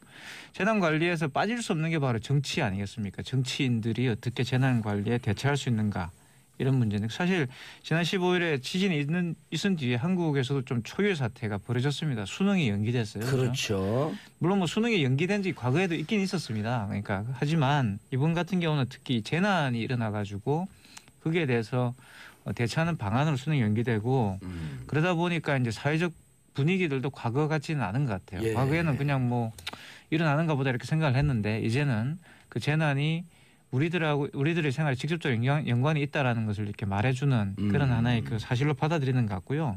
그래서 그런 문제를 한번 이야기해 보자라는 것이죠. 사회 문제로 지금 이제 좀 받아들이기 시작을 하지 않나요? 아주 위기 있게, 위기감 있게. 왜냐하면은 과거에는 재난이 있었을 때 예. 진짜 몇백 년 전에는 인간이 할 수 있는 게 아무것도 없었어요. 그때는 그렇기 때문에 재난에 대해서는 국가가 할 수 있는 게 없으니까 국가가 책임질 부분도 없다고 생각했었지요. 그런데 이제는 재난이 있었을 때 그 재난에 대해서 그 재난의 원인을 국가가 제공하지 않았더라도 사람들은 상당히 국가가 그 부분에 대해서 책임져야만 된다고 생각하는 의식이 변하고 있어요. 그렇기 때문에 이번에 수능을 갖다 연계한 것도 어떤 의미에서 재난을 바라보고 재난을 대처하는 데 있어서 대한민국이라는 국가의 시스템이 어떻게 바뀌고 있나를 갖다 보여주는 하나의 시그널이라고 생각할 수도 있어요. 사실 이렇게 재난이 국가와 관련돼 가지고 큰 변화를 초래한 경우가 많이 있습니다. 그러니까 예를 들면 1755년 보시면 리스본 대지진이 일어나는데요. 사실 이게 18세기 지금 일이네요. 네, 우리가 알고 있는 근대를 앞당기는 굉장히 결정적 영향을 미쳤어요. 그냥 그 이전까지는 아마 갈릴레오 갈릴레이 많이 예. 들어보셨겠죠, 그죠? 종교 재판을 통해 가지고 과학자를 이렇게 벌을 준다든가 또 그런 식으로 사상을 탄압했는데 리스본 대지진 이후에는 사실 이제 더 이상 교회가 하느님의 존재를 이제 신의 존재를 이 자명하게 설명을 할 수 없게 된 거죠. 왜냐하면 그러면 하느님이 계시면 왜 이런 아무 죄도 없는 우리들에게 이런 재난을 초래하는가. 너무나 거대했기 때문에. 왜냐하면 포르투갈이 그때까지만 해도 이른바 그 대항해 시대에 해상 주도권을 쥐고 있던 그런 나라였거든요. 세계 최강대국이었었죠. 예, 무역을 주도했는데 이 대지진 이후에 몰락해가지고 주도권이 스페인으로 넘어가는 이제 그런 일까지 벌어지게 되었어요. 무조건대 스페인. 그러니까 다시 말해 지정학적인 어떤 문제들도 이런 재난이 초래되면서 바뀔 수 있다는 거. 그리고 지금 또 북한이 미사일로 굉장히 좀 시끄러운데 사실 제가 볼 땐 북한이 핵무기라든가 미사일을 계속 개발할 수밖에 없었던 것도 나름대로 경제적인 어떤 그런 위기를 초래했던 대기근과 홍수였다고 생각이 들거든요. 예. 그 당시에는 또 우리도 막 지원도 해주고 했었지만 이런 부분들이 결국 이 사람들이 자기들 어떤 정권의 안정을 도모하기 위해서 핵무기를 개발하는 방향으로 가는데도 역시 자연재해가 큰 영향을 미쳤다. 이렇게 말을 할 수가 있죠. 예. 자, 근데 이 재난 오면서 이제 사람들 심리 상태 이런 거 좀 들여다봐야 되잖아요. 너무 불안해한다 그러는데 이게 그렇죠. 체감이 너무 틀려요. 그쪽에 계신 분들과 우리는 공감하려고 노력을 하는데 3.5, 3.6 여진이 계속 오잖아요. 너무너무 불안하다고 계속 댓글도 올라오거든요. 그러니까 이게 땅이 흔들리는 어떤 두려움이라는 게 그 과거부터 가져왔던 모든 진화의 모든 두려움을 불러일으키는 거예요. 비유를 들면 우리가 뱀 무서워하잖아요. 예. 또 뱀을 무서워할 이유가 뭐예요? 독사만 아니면. 그러나 뱀을 무서워하는 이유는 옛날에 우리가 원시 시대 때 진짜 아기들이 있었을 때 뱀이 나타나면 진짜 죽었거든요. 쥐도 무서워하지요. 뭐 쥐가 무서워요 지금. 사실 서울에 사는 쥐는 깨끗하거든요. 쥐가 패스트로 옮기지도 않아요. 그러나 쥐가 나타난다는 것은 전염병이 일단 신호거든요. 무슨 정치적인 의미로 그런 얘기를 하는 건 아니죠? 아 그런 건 아니에요. 그런 다음에 그 쥐. 예를 들어서 우리가 곤충이나 벌레 되게 무서워하시는 분들 있잖아요. 예, 전 무서워요. 근데 그것도 지금 보면 아무것도 아니지만요. 그건 좀 무서워서 팍팍 밟아 죽여요. 옛날에는 벌레가 있다는 거는 엄청난 위협이었거든요. 세균 옮기니까. 네네. 그렇기 때문에 인간이 두려워하는 대상들이 꿈을 꾸더라도요. 자동차가 무서운 경우가 별로 없대요. 그렇죠. 사실은 교통사고로 죽지만 자동차가 나를 무섭게 하는 경우가 없고요. 대개 뭐 호랑이, 뭐 동물, 뱀, 뭐 쥐 이런 저는 것들이에요. 꿈에 뱀이 잘 나타나던데 그건 네. 뭐죠? 그러니까 이제 그 유전자에는 뱀 공포 유전자가 있는 거예요. 아, 뱀 공포 유전자. 네. 그런데 지진에 대해 지진의 두려움이라는 게 저는 꿈에서 변이 자주 나오는데 변 공포 유전자가 있는 거예요. 그러면 똥을 아무데나 쌌다고 생각해 보세요. 그거는 도저히 그 동굴에서 살아갈 수가 없어요. 점심시간 또 더러 죽겠어요. 왜 아침부터 왜 이렇게 더러운 배변을 아무데나 했다고 생각해 보세요. 비슷하게. 아니 말을 바꾼다고 달라지는 게 없어요. 아 정말. 이제 지진이라고 하는 게 점심 어떻게 먹으라고. 자꾸 그러시면은 제가 김동희 소설 중에 똥으로 밥 만든 얘기 할 거예요. 아니 오늘 왜 깽판을 나요? 아니 빨리 자연재해 이야기하세요. 빨리. 어쨌든 그 지진이라고 하는 게 우리가 막상 다치게 되면은 우리 뇌 속에 있는 시그널을 작동시키는 거예요. 엄청난 두려움을. 그리고 실제로 여진 때문에 옛날에 많이 죽었거든요. 그래서 여기에 있는 우리들은 확률상 이런 지진이 일어나게 되면은 이 이상의 지진은 얼마 일어나지 않는다고 알고 있음에도 불구하고 우리 심장은 그렇게 반응하지 못하는 거예요. 예. 우리 몸은 기억하고 있거든요. 원시시대 지진의 공포를. 아니 근데 그래서 이분들의 이 심리가 실제로 지진 직접 체험해 보진 않으셨잖아요. 저는 되게 이게 지진이 예민한 사람과 예민하지 않은 분들이 있어요. 예를 들어서 우리 귀에 이제 전정기관이 있는데요. 이 전정기관이 잘 발달된 분은 조그만 거에도 잘 알고요. 나는 그러니까 그 흔들리는 게 느껴지던데. 네, 그런데 저 같은 경우는 전정기관이 둔해요. 그래서 주차도 잘 못하고 운전도 잘 못해요. 지금 여기 11층이잖아요. 저는 이 건물 계속 흔들리는 거 느껴요. 그러니까 저는 못 느껴요. 그러니까 두 분은 지진이 일어났을 때 저보다 생존 확률이 높은 거고요. 왜요? 빨리 달아날 테니까요. 그냥 당황하죠. 그냥 완전히 공포에 지진 질리지. 끝난 다음에 나가라 그러잖아요. 빨리 달아나면 빨리 공포에 죽는다 그러잖아요. 질립니다. 그건 이제 지금 얘기고 원래 우리의 이 감각에 대한 거는 원래 천년 전, 만년 전에 발달된 건데 저보다 빨리 생존하는 유전자를 재난을 갖고 있는 겪은 거죠. 사람의 트라우마 그걸 얘기해 주세요. 그러니까 배변 얘기하지 마시고. 생존 배낭 싸는 사람들 있잖아요. 생존 배낭. 네, 생존 배낭. 사실 저도 이번에 약간 그 흔들리는 걸 굉장히 많이 흔들리는 느낌을 받았는데 두렵더라고요. 생존 배낭 쌌어요. 그래서 아니 저는 갑자기 이런 생각이 들더라고요. 아니 갑자기 이래서 재난이 나가지고 집이 다 무너지고 하면 어떻게 해야 될까? 그냥 보면 그 지진 대처법이 있지 않습니까? 화장실로 도망가라 뭐 이런 거. 그리고 화장실 밑에서 이렇게 변기 밑에 숨어라 뭐 이렇게 이야기한다든가. 그러면 집이 무너지더라도 물이 있으니까 물을 먹고 생존을 할 수 있다. 구조될 때까지 견딜 수 있다 이런 이야기를 하는데 예전에는 별스럽게 생각했는데 이번에 포항 여진을 겪으면서 좀 두려운 거예요. 저도. 저거 고민이 좀 틀리네. 은행이 무너지면 어떡하지? 좀 그거 은행이 중요한 그때는 살아남아야 되기 때문에. 은행이 무너지면 빚도 한꺼번에 없어질 거예요. 빚은 평소에 돈을 많이 빌려놔야 아니 근데 이 기록이 없어질 거 아니에요, 진짜. 그거 어떻게 돼요, 그럼? 그러니까 이제 그거는 우리가 채무가 더 많냐, 채권이 더 많느냐에 따라서 달라지는 거예요. 그러면 지진 나기를 바라는 거야, 채무가 많으면? 아니죠. 이게 무슨 방금 얘기는 사과하셔야 돼요. 예, 사과해서 얼른 죄송합니다. 예, 그럼요. 아니 뭐 그런 게 있잖아요. 내일 시험 공부 안 했으면 내일 전쟁 갔으면 좋겠다 이렇게 생각하는 거 어린 시절에. 방금 어린 얘기도 시절에 위험하신 얘기였어요. 수능을 어린 앞두고. 시절. 어린 시절에 그런 그냥 쓸데없는 어린 상상이요. 시절 생각입니다. 네.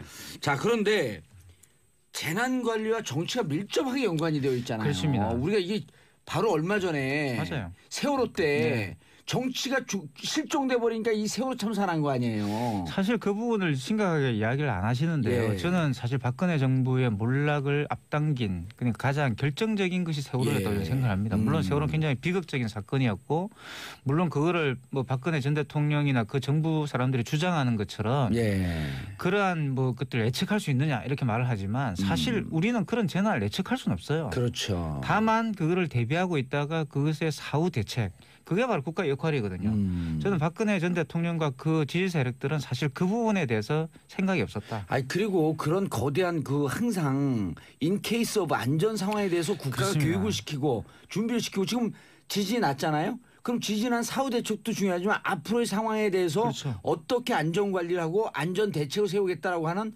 확신과 믿음을 줘야 될 거 아니에요, 국민들에게. 그러니까 이제 국민들이 사실 그걸 예측하지 못했다라고 비난을 했던 게 아닌 거죠. 비판했던 게 아니라 예.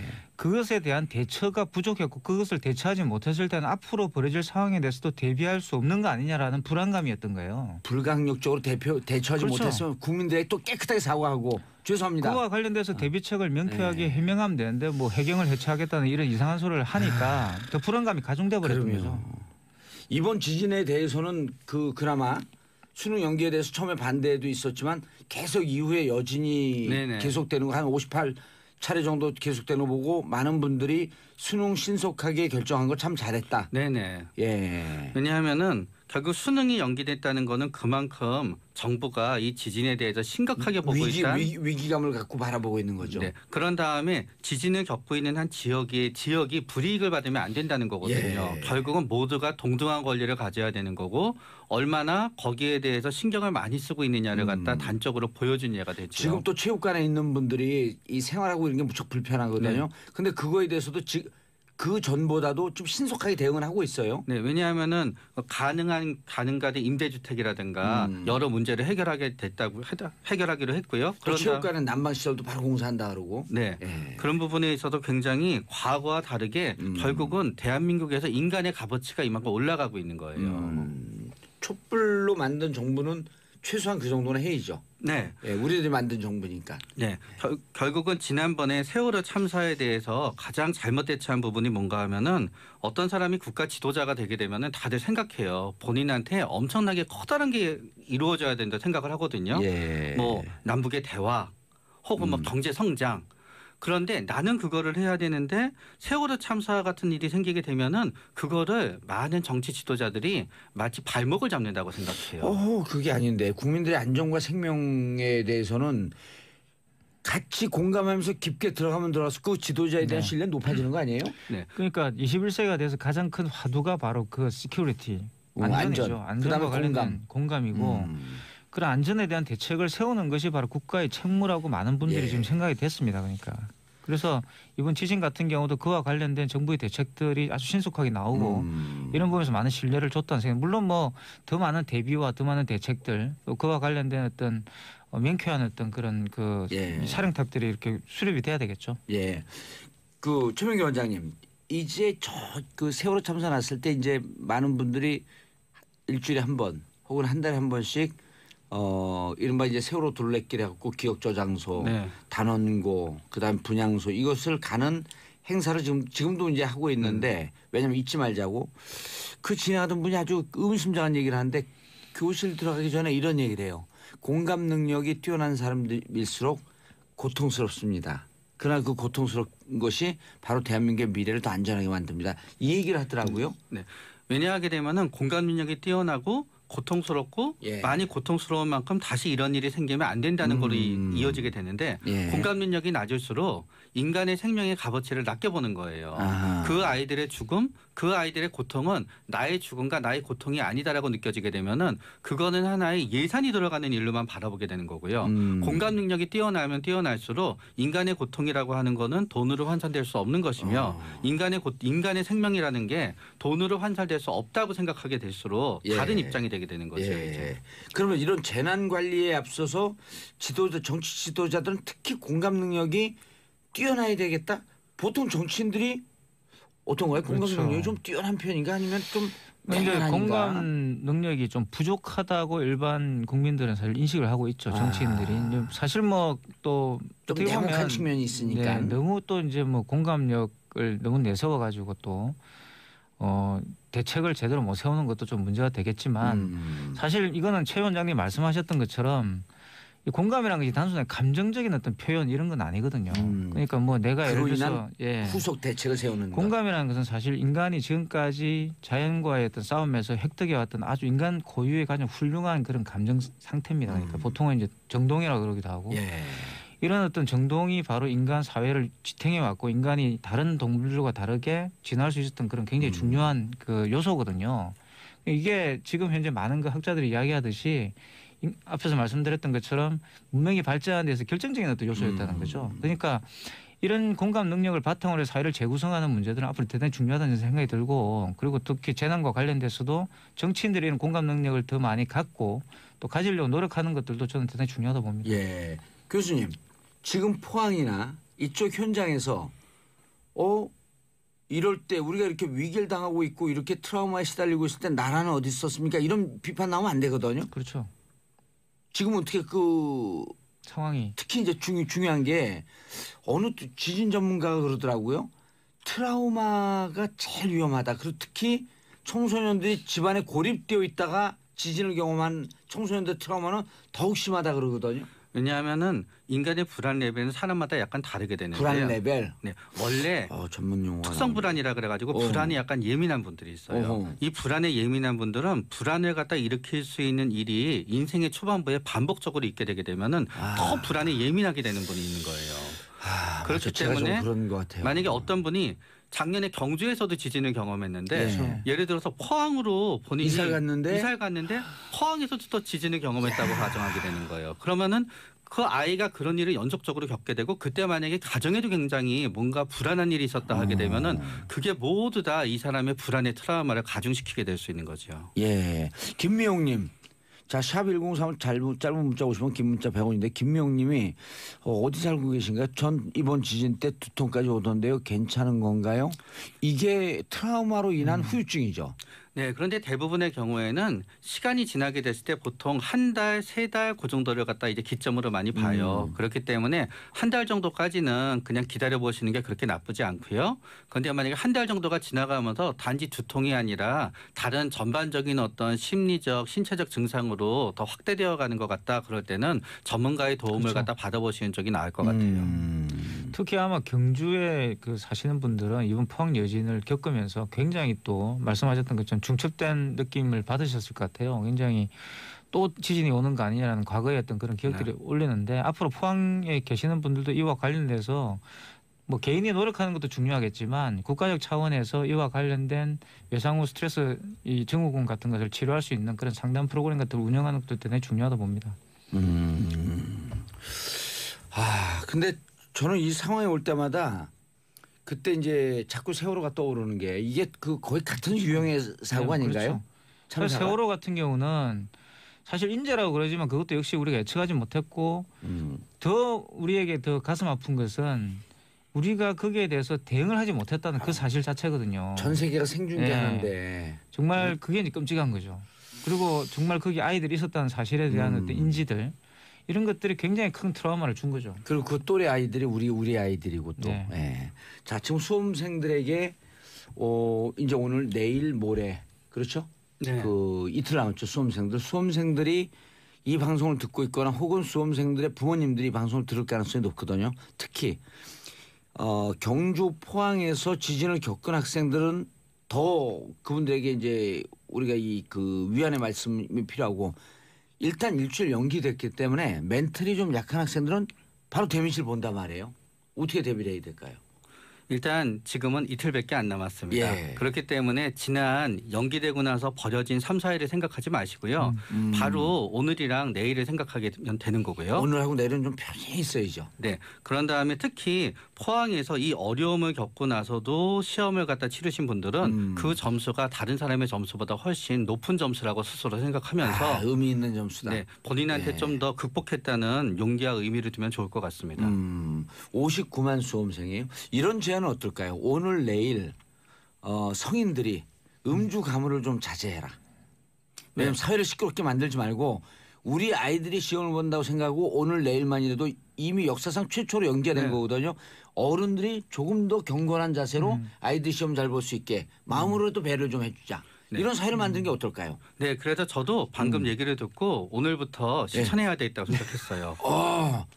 근데 저도 오늘 내일 술 약속이 있긴 한데 좀 조용히 마실게요. 네. 예. 조금만 드세요. 이태광 교수님 술 먹고 좀 떠드는 스타일 아니에요? 저는 좀 그랬는데 최근에 술을 못 마시게 됐습니다. 왜요? 뭐 나름대로 뜻한 바도 있고 몸이 좀 따라주지 않아가지고 건강이 좀 안 좋아졌어요. 건강 안 좋은 거지 무슨 몸이 뜻한 바가 있어요 그게. 그래서 수험생들에게 저도 드리고 싶은 말씀이 있는데 전화위복의 기회라는 것도 있고요. 사실 많은 격려 문자들을 또 보내고 있습니다. 10대들이 자기들 동료들에게. 그래서 이런 거 굉장히 아름답다고 생각이 들어요. 그러니까 그 시험이 본인의 시험이기도 하지만 또 모든 수험생들이 함께 치는 수험이니까 그 사실 지난 그 일주일 동안 겪었던 일들은 별로 본인들에게는 그렇게 중요하지 않은 일이라는 생각을 했으면 좋을 것 같아요.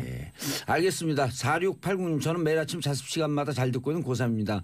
수능 연기된 것을 보고 포항 아이들을 원망한다는 뉴스를 보고 마음이 아파 사연 올립니다. 그런 아이들보다 저처럼 생각하는 아이들이 다수라는 것을 알려주고 싶습니다. 수능 연기는 당연한 결정입니다. 고통을 함께 나누고 소수를 위해 다수가 희생하는 일도 당연한 일이라고 생각합니다. 4680님 너무 좋은 말씀 너무 감사하고요. 그리고 오늘 내일 특히 대한민국 성인들 특히 남성분들 술 드시고도 좀 오늘 내일은 좀 경건한 자세로 모레 시험 보는 학생들을 위해서 대한민국 사회가 모두가 다 경건하고 격려하는 마음으로 이틀을 보내는 성숙한 사회를 만들어 주셨으면 하는 바람입니다. 두 분 인사하시고요. 네, 감사합니다. 예, 자 수험생들 차분한 마음으로 잘 보시고요. 그리고 평안을 사랑하는 대한민국 국민 여러분 감사합니다. 땡큐 피스 코리아. 예. 그래서 상황별 3단계 행동 요령을 이야기도 했습니다. 예. 그래서 절대로 개별 행동은 해서는 안 되고요. 시험 감독관 지시를 따르도록 했습니다. 예. 뭐 간단하게만 좀 설명을 드리면 가, 나, 다 단계로 나뉘어서요. 그 아주 경미한 경우에는 중단 없이 시험을 치르게 됩니다.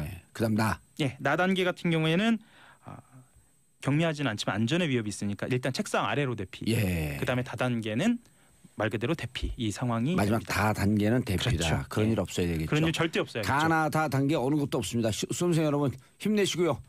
멘틀 붕괴 없이 시험 잘 보시기 바라겠습니다. 인사하시고요. 네, 한결의 하호영 기자였습니다. 예, 감사합니다. 방금 전에 핸드폰 소리한 거 다시 한번 사과드립니다. 죄송합니다. 이런 일 없도록 하겠습니다. 저는 광고 듣고 2부 언니네 뉴스로 돌아옵니다. 채널 고정하소서. 안녕하세요. 정봉주의 정치쇼 2부 순서 들어가겠습니다. 언니 뉴스. 자, 세상의 반. 요즘은 이제 중심으로 떠오르고 있는 여성의 시각. 엄마, 언니의 시선으로 뉴스를 고르고 분석해 드립니다. 이상 작가분들이 쓴 글이었습니다. 잘 쓰셨어요. 예, 잘 썼어요. 언니 뉴스 3분 나와주셨습니다. 최민희 의원님. 네, 안녕하세요. 예. 어떤 분이 그 얘기 해줬나요? 왜 전 의원이라고 안 그러냐고. 저한테 문자 와갖고. 해병대 의원 안 들으셨나? 그렇죠. 한 번 의원은 영원한 의원. 근데 그래도 전 의원이라 그래야지 공식 팟캐스트도 아니고 공중파 방송에서 그럼 어떻게 해요? 그래서 내가 그래도 돼요. 그러고 차단으로 딱 차단해.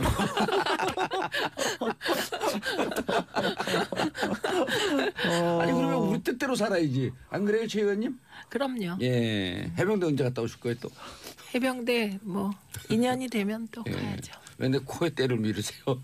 때 아니고요. 머리카락이 이렇게 가려가지고.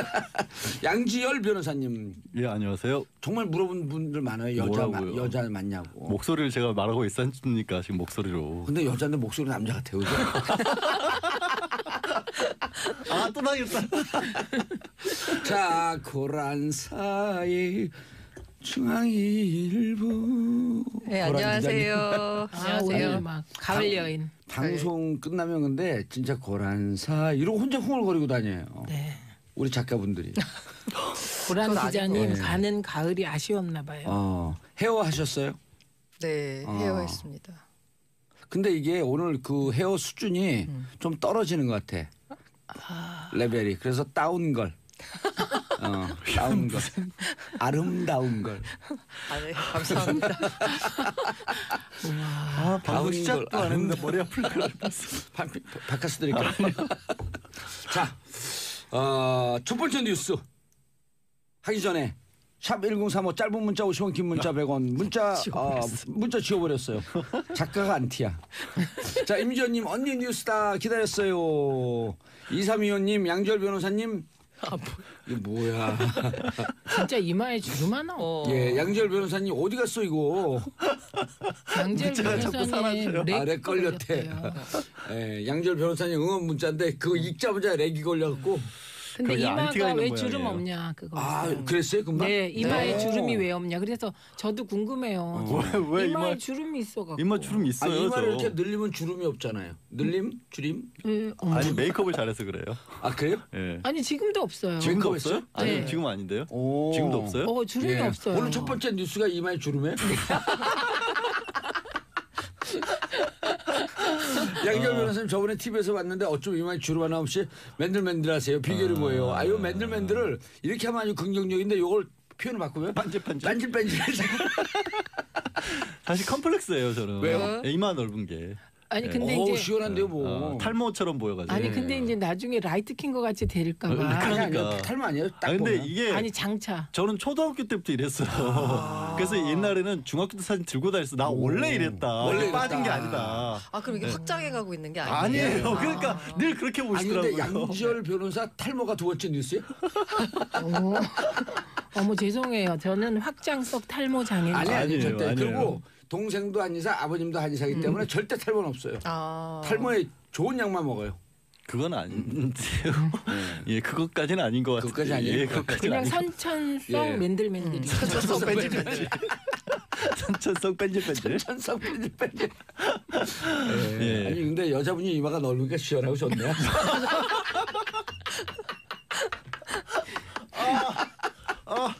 자, 첫 번째 뉴스 여의도가 모래시계 찍는다고 나 떨고 있냐. 네, 지금 예. 그러고 보니 그 네. 검사님이. 그런데 이제 중요한 그러네. 건 떠는 이유는 뭐냐면 빙산의 일각과 빙산의 관계라고 보시면 될 것 같습니다. 빙산의 일각과 예. 관계. 지금 빙산이 하나 떠올랐는데요. 네. 그게 최경환 전 의원. 최경환. 진짜 현직입니다. 죄송해요. 최경환 의원 관련해서 어허. 국정원 특활비를 상납받았다. 이게 예. 뇌물성이 있다. 이렇게 해서 어허. 최경환 의원이 이제 검찰이 집도 압수수색하고 어허. 의원회관도 예. 압수수색했습니다. 그러니까 이거는 그 실세 전 정부의 실세 의원이잖아요. 예. 의원이면서 동시에 현 의원을 이렇게 검찰이 압색까지 한 것은 상당히 자신이 있다 이렇게 보입니다. 근데 이제 중요한 건 최경환 의원은 할복까지 나는 이게 정말 사실이 아니다 결백하다. 그래서 할복을 사실하면 할복하다. 할복했다. 어제 대구에서 하겠다 그랬어. 동대구역이요. 아 동대구요. 네, 거기 보수의 심장에 그 오. 상징의 심장인 동대구요. 오. 네. 아 근데 할복이라는 거는 예전에 예. 일본에서 무사들이 그러니까 사무라이들이 불명예를 뭐 좀 감수하고 아니, 그래서 본인의 문화가 친인의 문화라고 한 거 커밍아웃한 거 아니에요? 그러니까 왜 이런 표현을 쓰시 정치인이 예. 이런 아니 표현을 근데 쓰시는지 정치인이 모르겠어요. 그런 표현을 주로 씁니다. 그래요? 예, 그리고 이거 이미 쓰신 분이 많으세요. 대표적인 뭐, 분이 예. 박지원 의원님도 예, 그때 할복이라도 그러니까 하고 이런 싶은 거는 좀 안 심정이다. 쓰셨으면 좋겠어요. 그러니까요. 그 젊은 친구들 맞아요. 이렇게 기원이 어딘지를 잘 모르시는 분들은 이게 마치 우리 전통 문화인 것처럼 착각하실 수가 아니 그거 있는데 떠나서 이거는 무슨 저기 전통 아니 그렇잖아요. 책임질 위치에 스트레스 한 방에 날리시네. 책임질 위치에 있는 분들이 할복한다 그러면 예. 이게 아니 원래 그리고 우리 이거 안 좋은 조상들은 거네. 국민을 대상으로 협박하는 거잖아요. 그렇죠. 그리고 근데- 실제로 뭐 한다 그랬다가 하는 분 한 번도 못 봤어요. 실제로요. 고랑민님 잘 말씀하셨는데요. 청취자분들이 참 특이한 분들이다. 그러게. 단어 하나 갖고 1시간 얘기할 수 있다. 아니 근데요. 할복. 근데 이제 참복을 국민들 좋아해? 할복을 좋아해요? 참복이요. 그런데 고란 기자님은 걱정을 그렇게 아니하셔도 될 것 같은 게 이 무슨 전통 문화가 나오니까 아니 하셔도 됩니다. 네, 할복하겠다는 것에 대한 국민들의 반응은 예. 그냥 무풀 내지는 어허. 뭐 그냥 반기는 일부 이상한 분들도 좀 계시더라고요. 그래서 조대원님 동대구역이 뭔 죄냐? 아니, 동대구역이 뭔 죄가 아니라 저 청소하시는 분들 왜 그러세요? 그래서 너무 국민들께서 어디까지나, 네. 바라는 건 그냥 검찰이 공정하게 수사하고 최경환 의원은 검찰 수사에 응하라. 순명하는 거다. 네, 이런 그리고 거입니다. 이게 무슨 홍준표 대표인가요? 무슨 야당 탄압 코스프레를 또 갈라 그랬었잖아요. 예, 그 야당 탄압뿐만 아니고 지금 홍준표 대표는 그 야당 탄압 말씀하실 때가 아니에요. 예. 그분은 특활비 렉 걸려가지고 지금 큰일 났어요. 네. 근데 본인은 SNS에 장문을 남겼죠. 8가지 이유를 들어가면서 또 받았어요? 아니 그게 아니, 뭐냐면 아니. 그 지금은 이제 어느 게 사실이냐 예. 논란이에요. 어허. 예, 그러니까 특활비 논란이 이미 홍준표 대표가 성완종 리스트에 예. 1억 받았다는 아하. 그 의혹이 일 때부터 특활비 얘기가 나왔습니다. 이것도 남이 한 게 아니에요. 홍준표 대표 자신이 뭐라고? 예, 해명을 했어요. 그 돈이 아니라 내 특활비 일부를 집사람에게 줬는데 집사람이 모아서 1억 만든 거다. 이런 식으로. 오. 네, 엄청난 그래서 재테크. 특활비 논란을 최초로 일으킨 장본인은 홍준표 대표세요. 그러니까 본인 입으로 시인하신 거잖아요. 그렇죠. 내가 시인해놓고 특활비를? 이번에 이제 특활비가 특활비 이렇게 막 돌아다니니까 예. 이분이 이제 살짝 해명을 바꾼 거예요. 예. 그거는 아내한테 내가 특활비를 줬다는 게 아니라 내가 특활비로 말하자면 돈 번 돈을 안 갖고 가서 아내가 생활비를 절약해갖고 그 돈을 모았다는 뜻이었다. 이렇게. 그게 무슨 말이에요? 막 아니 못 그 알아듣겠어요. 전에는 이런 거죠. 특활비를 받기 전에는 예. 내가 그 월급으로 뭐 기자들 밥 사고 활동비 썼는데 예. 특활비를 받게 되니까 돈이 남지 않느냐. 아하. 그래서 아내가 모았다라고 한 건데 아. 그 말이나 엎어치나 매치나. 근데 예. 그게 아니고 그게 엎어치나 매치나가 아니라 엎어치면 문제고 매치면 무죄예요. 그러니까 유무죄가 갈리는 거예요. 오늘 그런데 작도 타셨어 아주 그냥. 저요? 예, 계속 타세요. 그래갖고 지금 이제 문제가 되는 건 원혜영 의원이 당시 예. 원내대표. 예, 그때 당시에 홍준표 원내대표가 새누리당 원내대표일 때 민주당 쪽에 원내대표 섰습니다. 예. 그런데 이번에 해명을 하면서 민주당 원내대표에게 자신의 특활비 일부를 줬다. 어허. 이렇게 얘기를 한 거예요. 그러니까 진짜 원해요. 그거 여쭤보고 싶었어요. 그거 있을 수 없는 일입니다. 그쵸. 왜냐하면 국회 특활비가 있고 국회 특활비가 여야로 나누어서 가기 때문에 예. 그 옛날에 그 군부 권위주의 정권 시절에 여야면 모를까 요새 누가 야당 원내대표가 여당 원내대표한테 돈 받으면 신문에 한 줄 나면 그냥 꼴가닥이에요. 그러니까요. 아니 그런 문화 자체가 완전히 없어졌어요. 아니 근데 특활비 하는데 국정원 특활비는 왜 출처를 그러니까 어디다 썼는지를 묻지 않잖아요. 예. 이런 특활비도 묻지 않나요? 예, 그러니까 묻지 않는다는 게 네.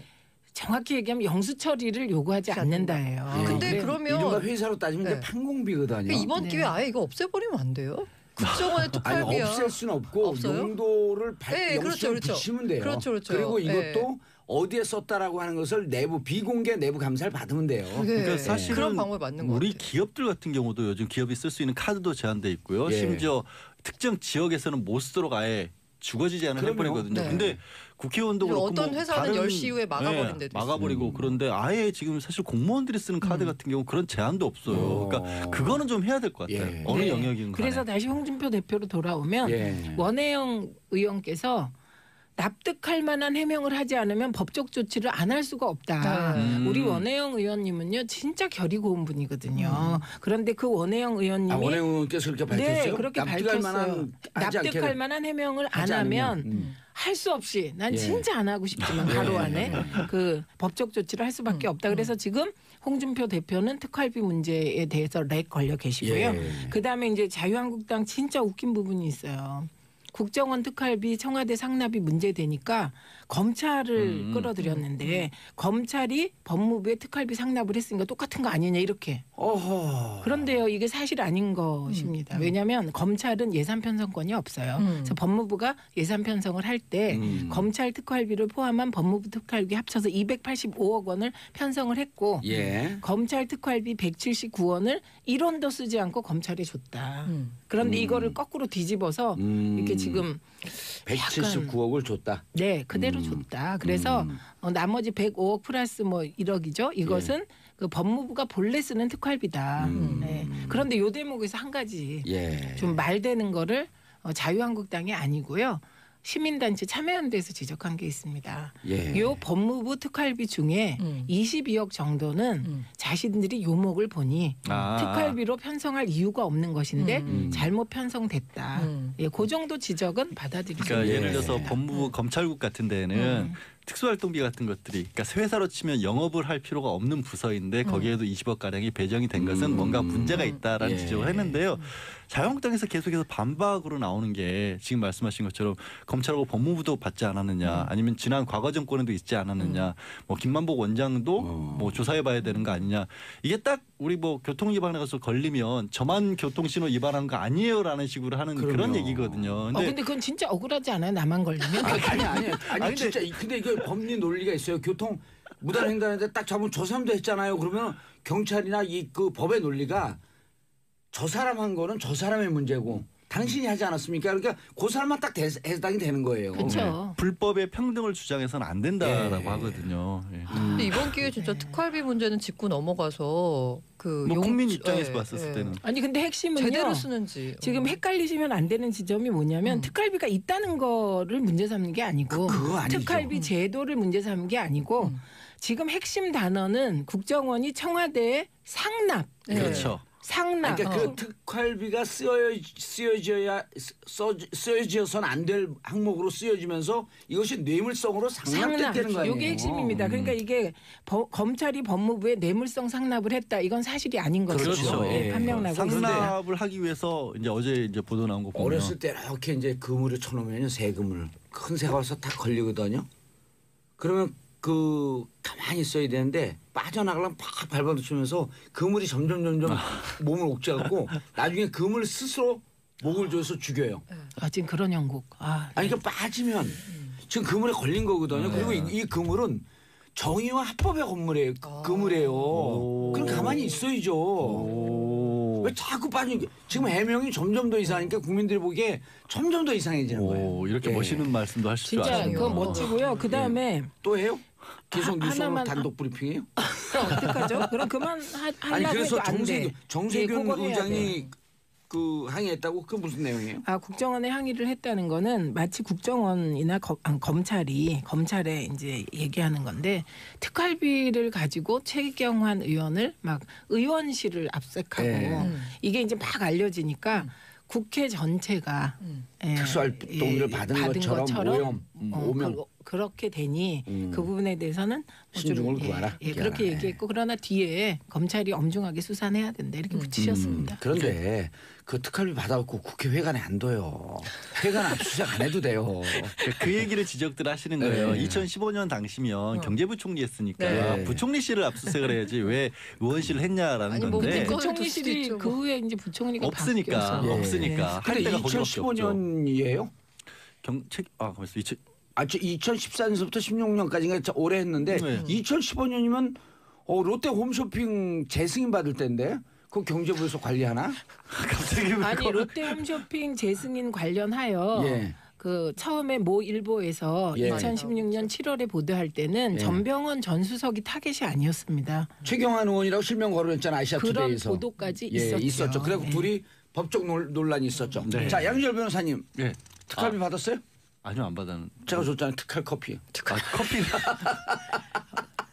저는 오늘 이 특활 커피 너무 맛있습니다. 다음 뉴스 넘어가려고 다음 뉴스 말씀이시죠? 부자 세습 문제?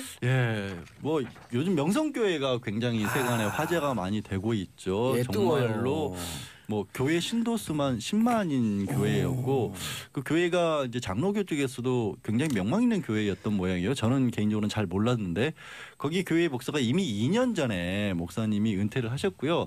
원래는 요즘에 한참 문제가 되고 있는 아들에게 자기 자리를 물려주는 행위를 하지 않겠다고 재직할 때부터 여러 번 반복을 해서 얘기를 했었는데 결국에는 어떻게 된 거냐면 명성교회가 아니라 그 아들이 새누리 명성교회인가라는 이름으로 별도의 교회를 만들어서 나갔었습니다.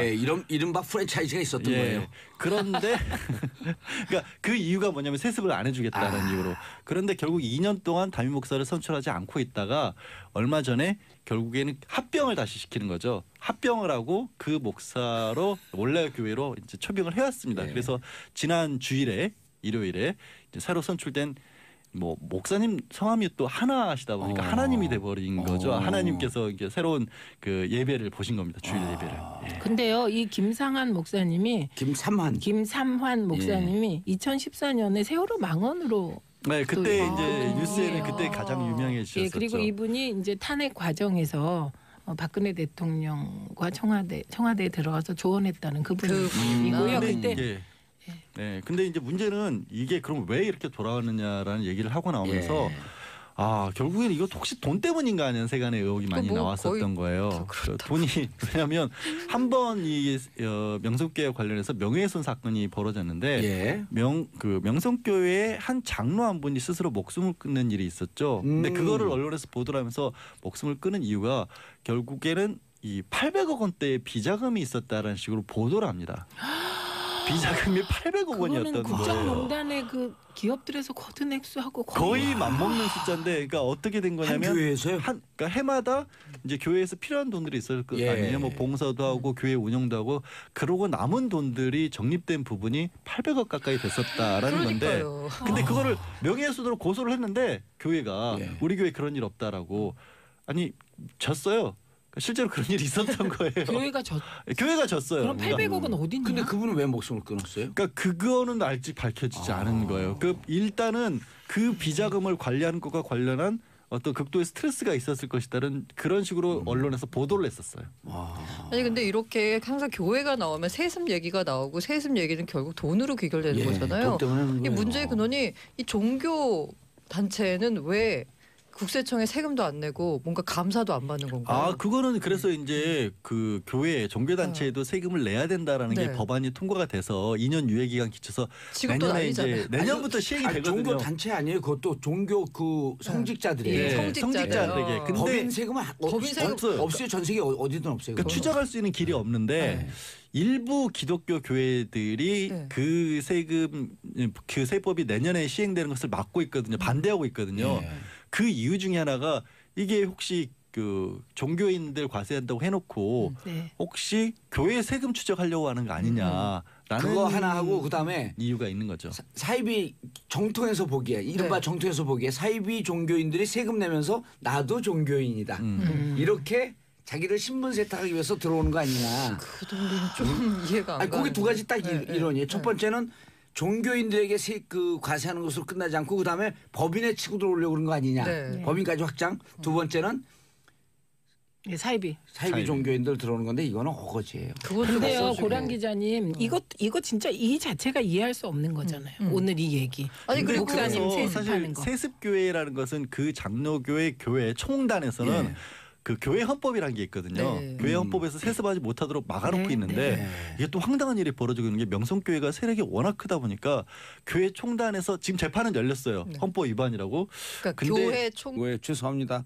사과하겠습니다. 앞으로 이런 일 또 있어도 또 사과하겠습니다. 저도 깜짝 죄송합니다. 놀랐습니다. 저도 놀랐어요.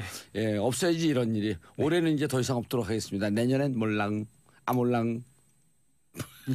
자, 두 번째. 자, 그럼 이분들이 지금 구속된 분들이 있기 때문에 불러서 불어라. 이거 무슨 일이냐 이게.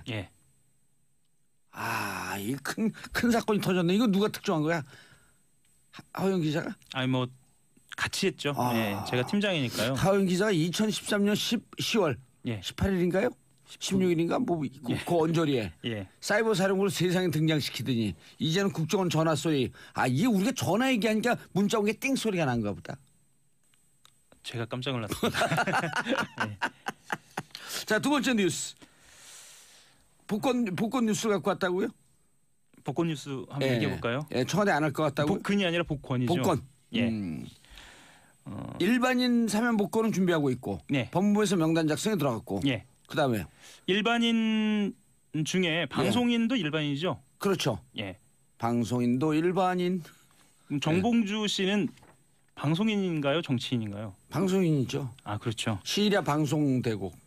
국회의원 125명입니다. 그 어제죠.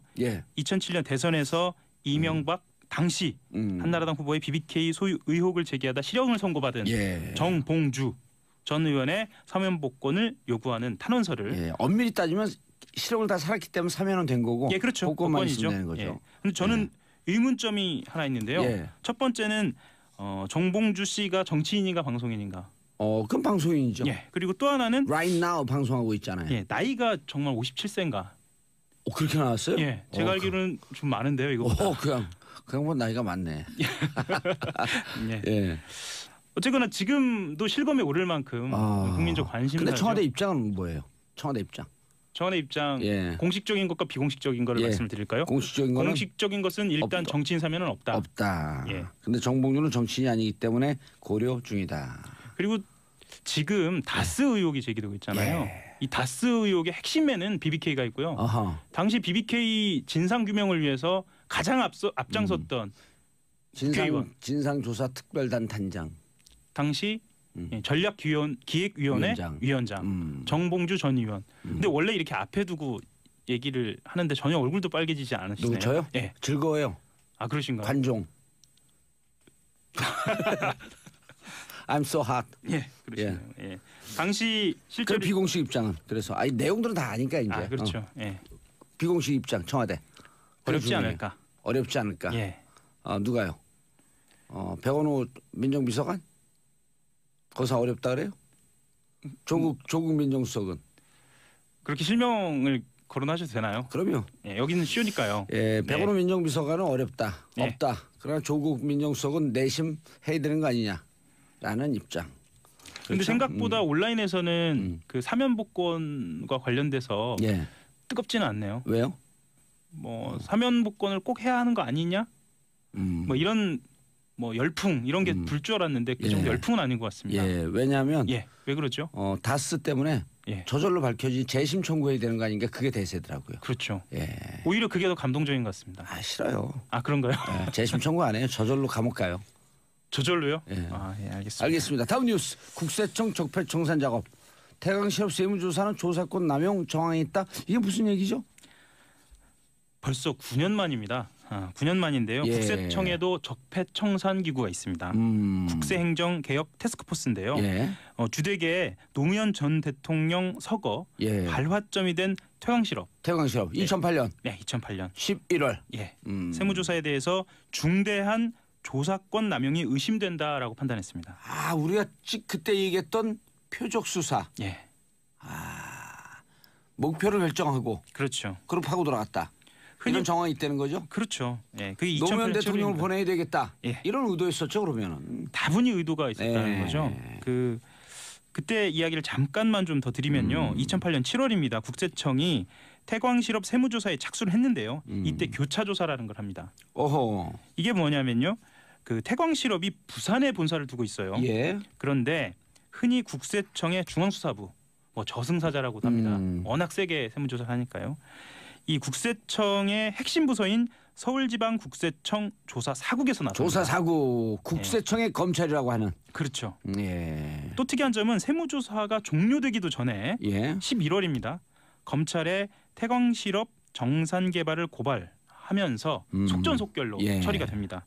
그래서 드디어 박연차 게이트가 시작되는 거죠. 그리고 이듬해 5월입니다. 예. 노무현 전 대통령이 5월 23일이요. 예, 서가셨고요. 예, 그래서 많은 분들이 국세청의 조사는 의도된 표적 수사였었고 노무현 대통령의 죽음은 기획된 살인이었다라고 예. 주장했던 분들이 있었죠. 그렇죠. 그게 이제 그 일단이 드러나네요. 예, 예, 그럼 예. 어떻게 돼야 되나 이것도 또. 실제로 법 위반인 건 맞는데요. 예. 이게 형사처벌이 가능할지는 좀 더 두고 봐야 할 것 같습니다. 이 처벌 규정을 봐야 할 것 중심에는 같아요. 한상률 예. 국세청장 있고요. 네, 예, 그림 로비로 미국에도 잠깐 도망갔다 오신 분이죠. 그렇죠. 예, 그리고 안원구 전 대구지방국세청장도 있습니다. 예, 안원구 전 대구지방국세청장을 찍어내리고 감옥까지 보냈던. 예. 맞습니다. 그러나 이거 조사해야죠 이거. 예, 그리고 하나만 더 말씀을 드리면 예. 그 2011년 6월 박근혜 정부에서 촛불 집회를 주동해서 블랙리스트에 이름을 올렸던 예. 김제동 씨나 윤도현 씨의 소속사에 대해서 세무조사한 것도 이것 또한 남용이다라고 예. 판단했습니다. 김도현 씨, 그다음에 윤도현 씨, 윤도현 김제동 씨, 씨. 김제동 씨. 예. 기획사 다음이었었는데 거기가. 그렇죠. 예. 예. 김준용인가요? 대표가? 예. 김용진인가 뭐 예. 이름도 헷갈리네. 이제 우리 대학 후배인데. 그러신가요? 예. 예. 자, 다음 뉴스. 수능 예. 연기는 없다. 예. 재연기는 사실상 불가하다라고 이야기를 불가하죠, 했고요. 그러면. 정봉재 정치쇼 1부 순서 들어가겠습니다. 자, 1부는 뉴스 브리핑으로 시작합니다. 하호영 한겨레 신문 기자, 한겨레 20일 자리하셨습니다. 네, 안녕하세요. 한겨레 20일 하호영 기자입니다. 안녕용이에요. 한겨레 20일 하호영 기자. 예. 자, 인사하시고 노래 한 곡 듣고 이건 아니구나. 아까 했던 거구나. 자, 첫 번째 뉴스 브리핑. 예. 한겨레 20일 단독 기사가 떴어요. 예. 2012년입니다. 예. 12월 11일부터 16일까지 당시 떠올려 보시면 국정원 댓글 사건의 시작이 그때입니다. 제가 감옥에 있을 때 면회 온 사람들한테 하늘의 기운이 이상하게 흐르고 있다. 예. 조심해라. 예. 12월 11일 날요. 국정원 요원 김아무개 씨죠. 예. 국정원 요원이 문재인 민주통합당 후보의 비방 댓글을 달고 있다라는 제보를 받고 누구죠 이분이? 김하영 씨입니다. 김하영 씨. 예. 예. 그 내부 제보자 연락이었죠. 그렇죠. 결국은 5년 만에 밝혀졌죠. 내부 제보자였다는 거. 누구라고 한 게 나왔어요? 예, 나왔습니다. 누구요? 한겨레 21일에서 인터뷰를 했었는데요. 내부 제보자를 뭐라 그러죠? 영어로? Deep throat. 혹은 빨대라고도 하죠. 네. 예, 얘기했어요. 예, 간단하게만 좀 설명을 드리면요. 그때 당시에 떠올려 보시면 12월 12일이 왜 중요하냐면 대선을 불과 8일 앞두고 있었고요. 대선을 향해 가면서 당시에 문재인 후보가 박근혜 후보를 바짝 추격하고 있었던 때입니다. 그래서 이 사건이 어떻게 진행되느냐에 따라서 대선 판도를 뒤흔들 수 있는 핵심적인 사건이었습니다. 골든 크로스가 일어나기 바로 직전. 예. 그래서 12월 11일부터 16일 사이에 당시 핵심적인 그 사정기관 사람들이요. 예. 경찰 그리고 국정원 10명의 통화 기록을 저희들이 입수해서 분석한 겁니다. 분석했더니 분석했더니 실제로 예. 비정상적으로 성환양이 늘어나요? 그렇죠. 3,295건이 11일과 14일, 16일에 몰려서 드러나고요. 예. 그리고 11일과 14일? 네, 실무진이 단순히 통화하는 것이 아니고요. 그 경찰이나 국정원의 허브를 통해서, 그러니까 특정인이 등장을 합니다. 그 중에 한 사람은 그 당시에 2차장 산하에 있는 국익정보국장인데요. 지금 구속돼 있습니다. 예. 그 사람을 통해서 진행이 되고요. 또 경찰 쪽에서도 당시에 경찰 주요 간부를 통해서 예. 주 통화가 오간 그런 정황을 확인을 했습니다. 특히나 이번 분석에서 드러난 것은요. 예. 청와대가 등장한다는 겁니다. 어허. 예, 당시에 이달곤 정무수석이 국정원 2차장과 통화를 한 건데요. 보통 정무수석이면 국정원하고 통화를 하는 것이 당연하다라고도 생각을 하실 수 있는데 예. 실제로는 정무수석실 산하에는 국정원이 없고요. 민정수석실 산하에 있습니다. 예. 그래서 정무수석이 왜 국정원과 통화를 했을까라고 추정을 해볼 수 있는 여러 가지 근거들이 있습니다. 어허. 정무수석실 산하에는 경찰이 있거든요. 예. 그래서 경찰에서 수집된 정보와 국정원이 해야 할 방향이 조율된 것이 아니냐라고 추정을 해볼 수 있는 강력한 근거가 이번 보도로 드러난 겁니다. 예. 그리고 또 한 가지는요. 김용판 서울청장이 밤 11시에 긴급 보도 발표를 하잖아요. 그게 이제 조금 이따 설명드렸어야 할 예. 16일인데요. 16일 상황을 조금 말씀을 드리면 예. 16일 날 마지막 대선 토론이 있습니다. 예. 마지막 대선 토론이 있었는데 당시 토론회 때 박근혜 후보가 문재인 후보한테 이렇게 말합니다. 만약에 댓글이 나오지 않거나 이게 혐의로 드러나지 않으면 책임져야 한다. 이건 굉장히 톤을 높여서 얘기한 거거든요. 어허. 나 알고 있어? 그렇다고 볼 수밖에 없는 발언이죠.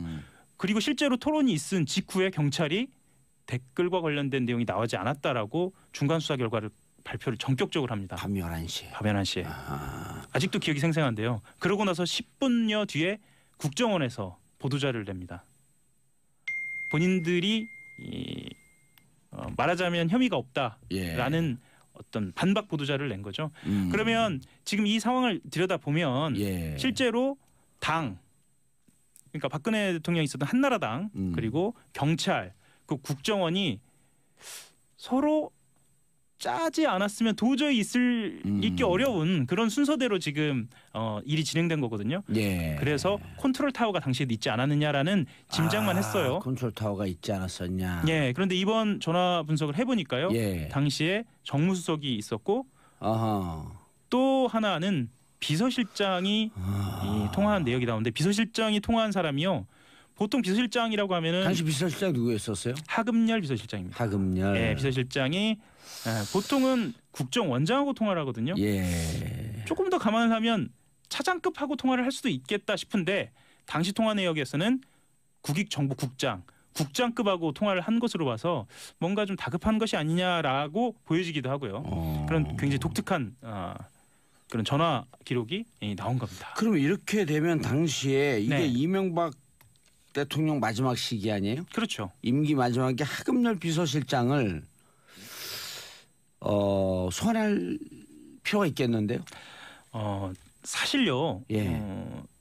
지금 말씀드린 몇 명의 그 당사자들의 최대 관심사는 재수사가 가능하냐는 거거든요. 예, 재수사 가능하죠. 재수사 가능하죠. 예, 재수사 가능합니다. 어떤 법으로 재수사가 가능하냐면요. 국정원법 위반으로 공소시효 가능합니다. 10년. 예, 그렇죠. 만주 변호사. 그렇죠. 국정원법 제94조 정치관여 금지 네. 위반. 사실 그때 12월 11일부터 16일 사이가 왜 중요하냐면 지금 문제되고 있었던 국정원의 만행들, 헌법 위반들이 그때 사건이 제대로만 밝혀졌어도 어쨌거나 지금 상황까지는 오지 않았겠느냐 충분히 추정할 수 있거든요. 운명이죠. 예, 운명이죠. 예. 자, 샵 1035 짧은 문자 50원, 긴 문자 100원. 윤다희님, 문자 알람 소리 들려서 제 휴대폰에 문자 온 줄로 착각했어요. 죄송합니다. 제가 무음으로 안 해놔서 제 문자가 온